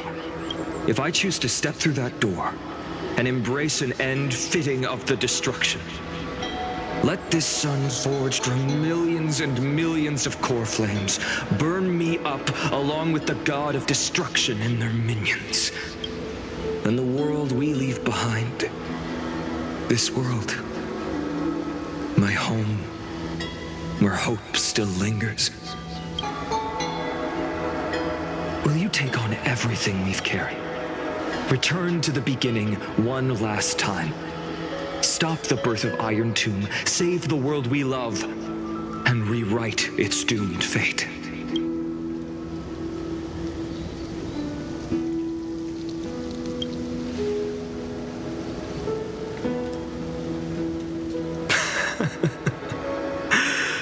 Good. In that case, even this fruitless wasteland may finally bloom with flowers.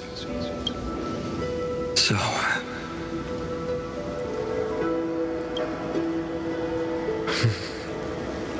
if she takes on the weight of the whole world, she'll be able to walk further down the path of deliverance than a fire that only knows how to burn. One will step into the future. One will remain in the past.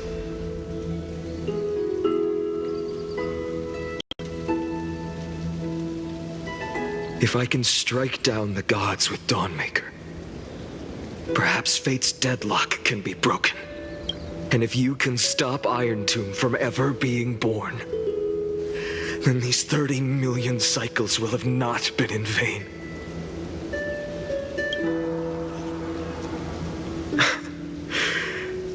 It's time to put our teamwork to the test, partner.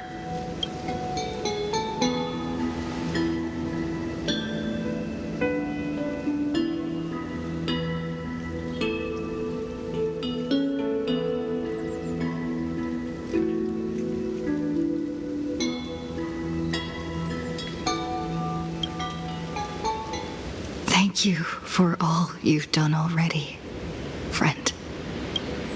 The image of the hero I've buried deep in my heart finally steps into the light. Here, at the end of this long flame chase journey.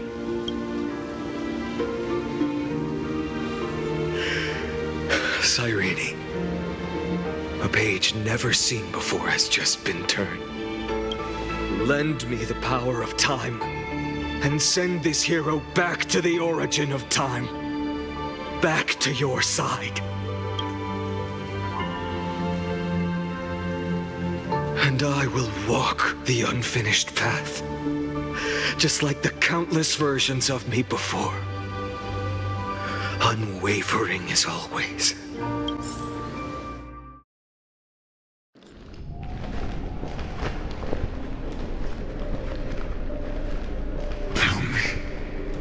Will you be the blazing sun, even if all of you returns to ash.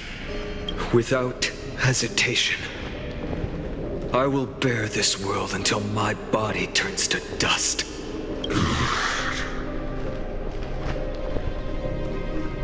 Remember this moment. Remember your friends who never lived to see the world's end. Remember their final wishes, and let the purest rage in your heart rise out of those wishes.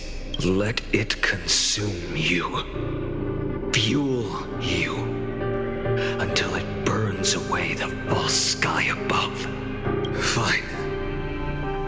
If I can defy fate, then in the name of world-bearing, I promise you, Kefili will never forget this.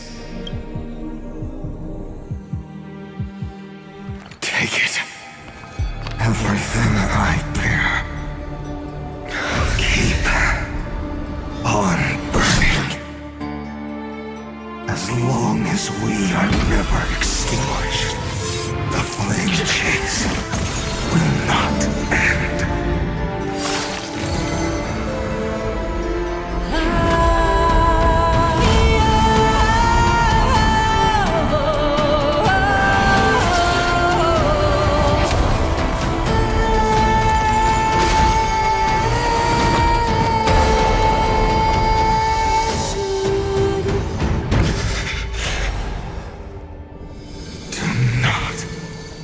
Bow your head to them.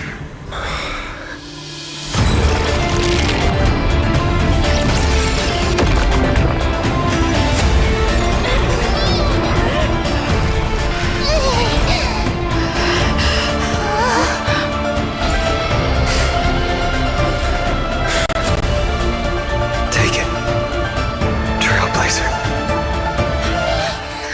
May this blood be like gold, and never tarnish.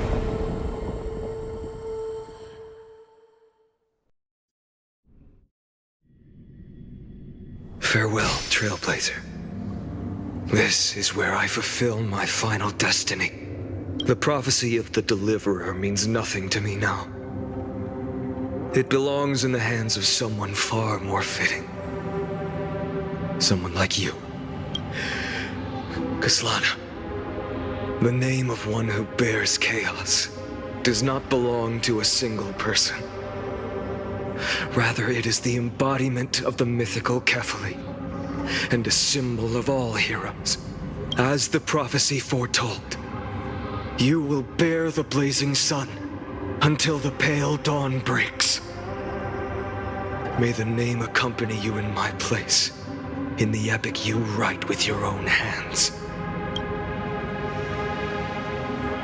Another attempt, another failure.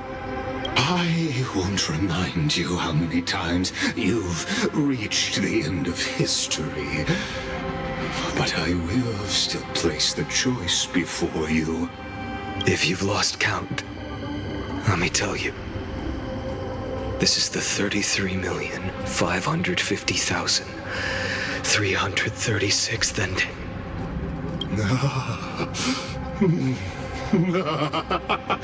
A perfect number. How poetic. You and I both know the truth. In all these millions of futile endeavors, Amphorius has never changed. If the outcome is inevitable, then why not silence your searing rage and embrace your fate with dignity? Your silence lasts longer than ever, Lord Fine. Shall I take that to mean the will you've carried across countless cycles is finally starting to fracture? Fracture? No. I'm just disappointed. I've retrieved memories from 30 million past lives, and I remember every conversation before every choice here. And yet, even after all this time, your arguments remain the same. repetitive, uninspired. If you had any hope of breaking me, you should have spent those endless cycles refining your rhetoric. You had infinite chances to sway me into the future you want. And yet here we are. The score, 33,550,336 to 0. So tell me, Lycurgus, who's the real loser here? How unfortunate. This was never a fair game. I have all the time and patience in the world. I can wait for you at the end of history another billion times, and another billion after that. But you will never escape this cage.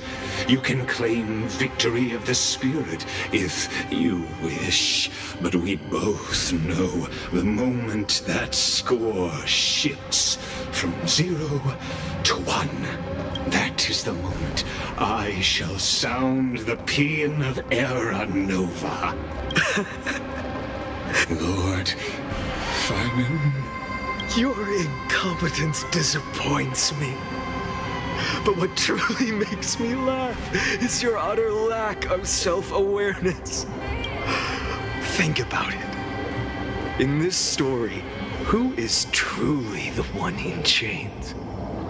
Who is the one shackled to mindless vengeance, mistaking courage, the courage to rebel against the gods, for foolishness? Perhaps you're right. Maybe I should have tired of this futile struggle long ago. But even so, I will never accept the mercy of your release. Because you are both a prisoner to the gods and to me. And tell me, what right does a mere prisoner have to speak of fate and choice? What right does a mere prisoner have to look upon my fury?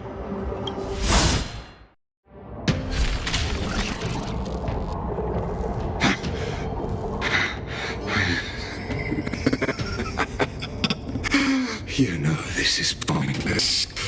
You can't kill me. Of course not. But I am tired of being measured against a worm the gods keep as a pet. Listen well, creator of destruction. This cry comes from all your abandoned creations. In the 10th cycle, I drove Dawnmaker through the heart of every Titan. Golden blood ran down my fingers, divine fire seared through my nerves, nearly breaking my will. But I endured. In the 10,000th cycle, my former comrades had all become my enemies. The endless slaughter dulled my senses to pain. The painful emptiness almost swallowed me, forcing me to stop fighting. But I endured. In the 100,000th cycle, the destruction had already fused into a blazing sun, surging within this fragile body. My rationality had been burned away at the dawn of the era. Yet even with only this shattered body remaining, I still endured. In the 23,570,000th cycle, this time, I felt it. A tiny spark rising in the hollow cavity of my chest, different from the obsession with deliverance.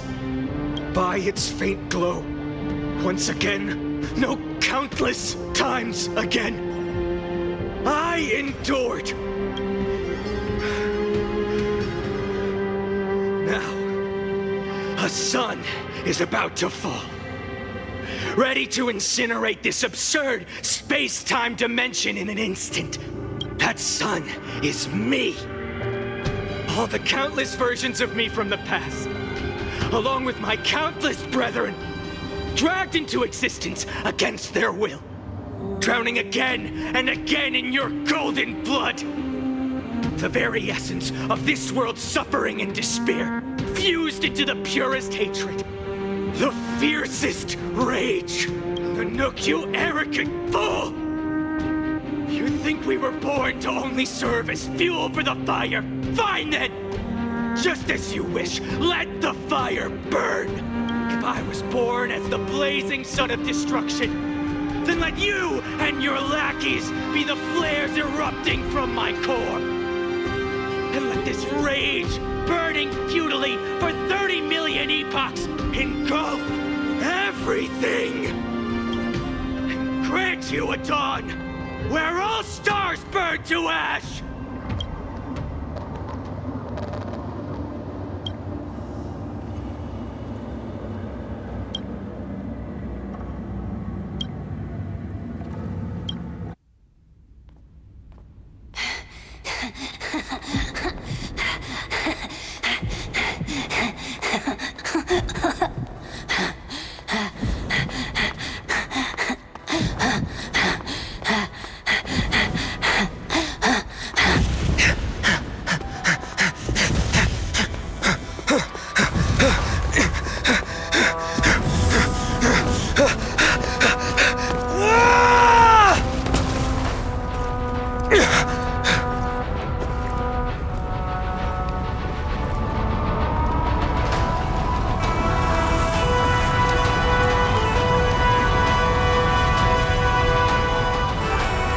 Are you ready, Nanook?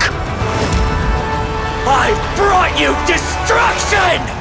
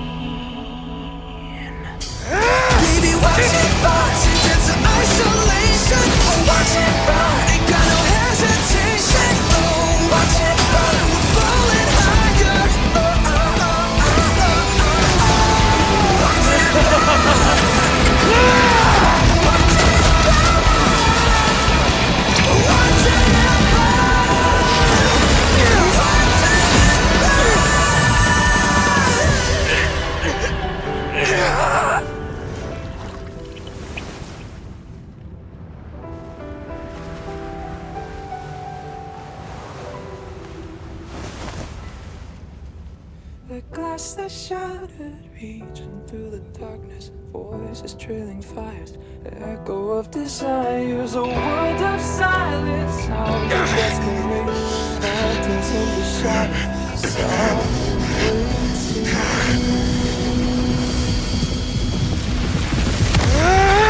tear it down, embrace a detonation, craving our damn creation, breaking a chain, I'm reaching for you.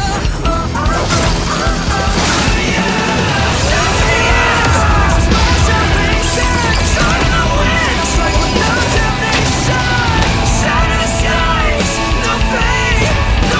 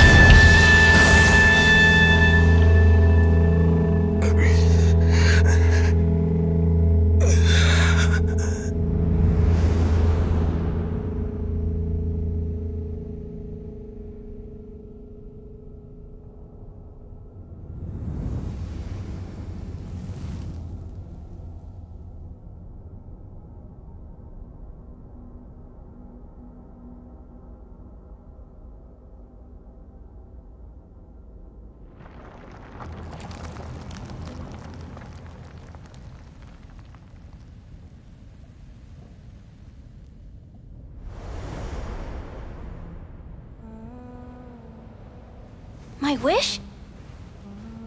My wish is to fulfill everyone else's wishes.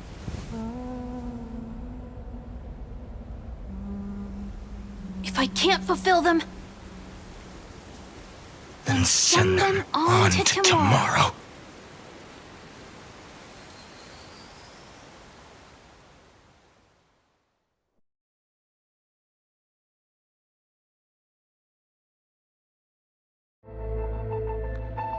Your heart harbors wrath.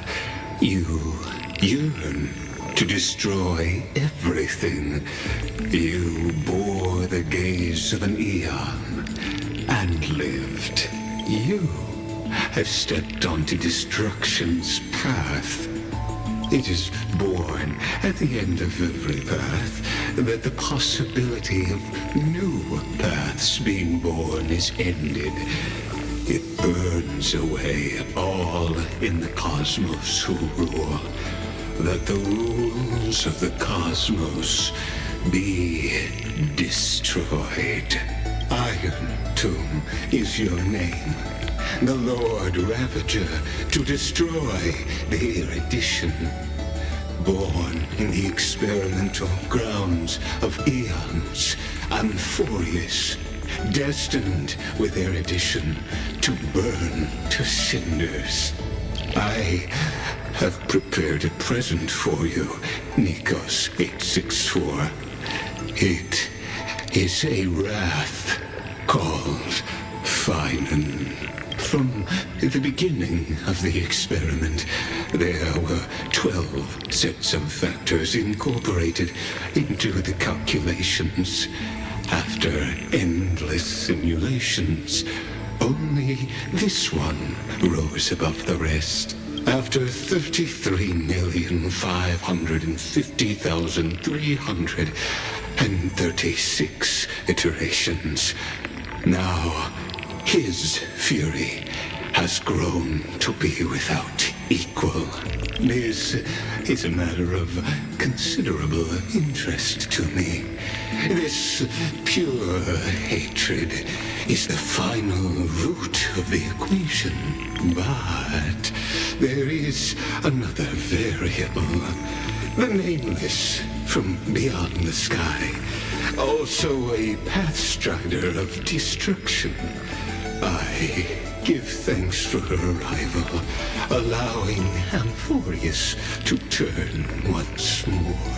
But after fate has begun to turn, her existence will only become an unpredictable variable. Perhaps the time to take the stage has come. Grow in peace until it is time to break free from your cocoon. As for those unwelcome audience members, you need not worry. If you do not mind, I will personally get rid of them for you.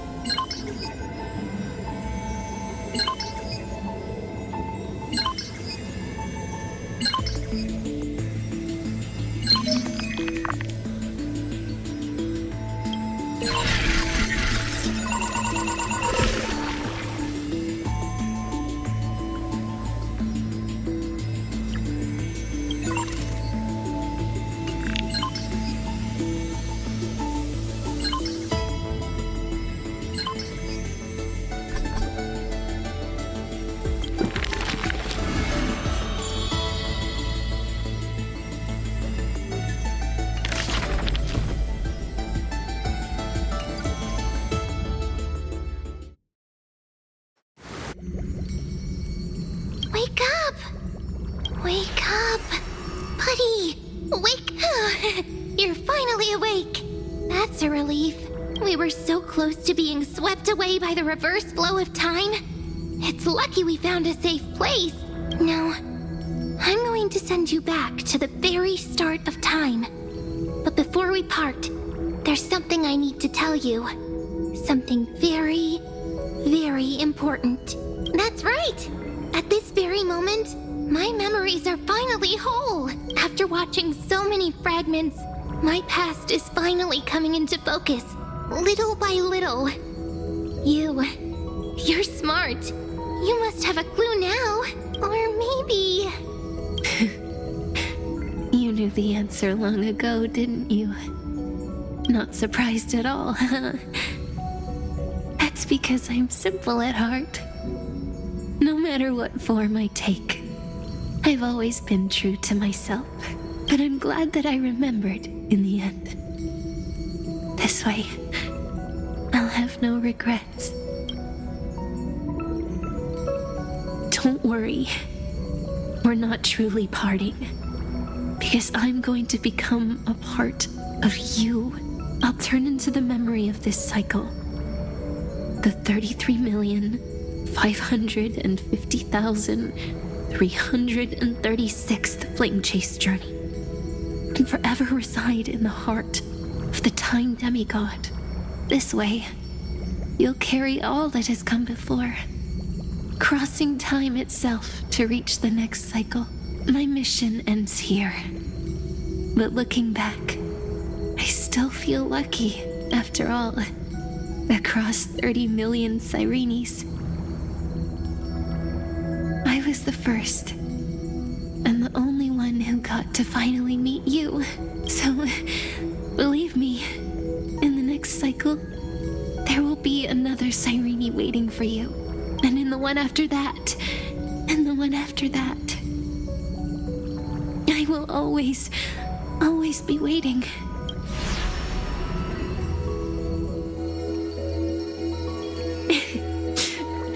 Saying all that, I can finally fade away in peace and become a part of you. Without even realizing it, we'd already taken a wonderful journey together, all the way to the world's end. Now take my hand, say a brief farewell, and step forward into tomorrow. Go, find the future Cyrene, and set out on another journey with her. Promise me you won't keep me waiting too long, okay? No need to say it out loud. This is enough for me. It's time to go, my dear friend. May your trailblazing journey always be accompanied by a cool breeze and rippling waves. And may the days ahead embrace you like the softest fluff, forever warm, forever gentle. Now, let's turn to the next page. A page that exists because of you.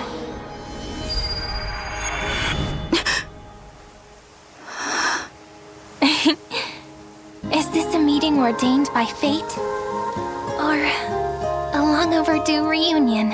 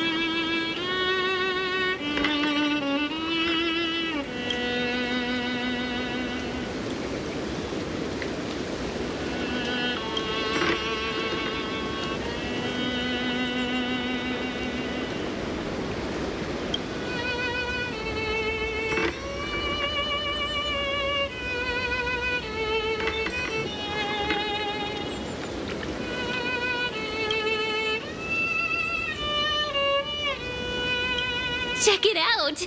Doesn't this scarecrow look just like you? I spent ages observing just to get it right.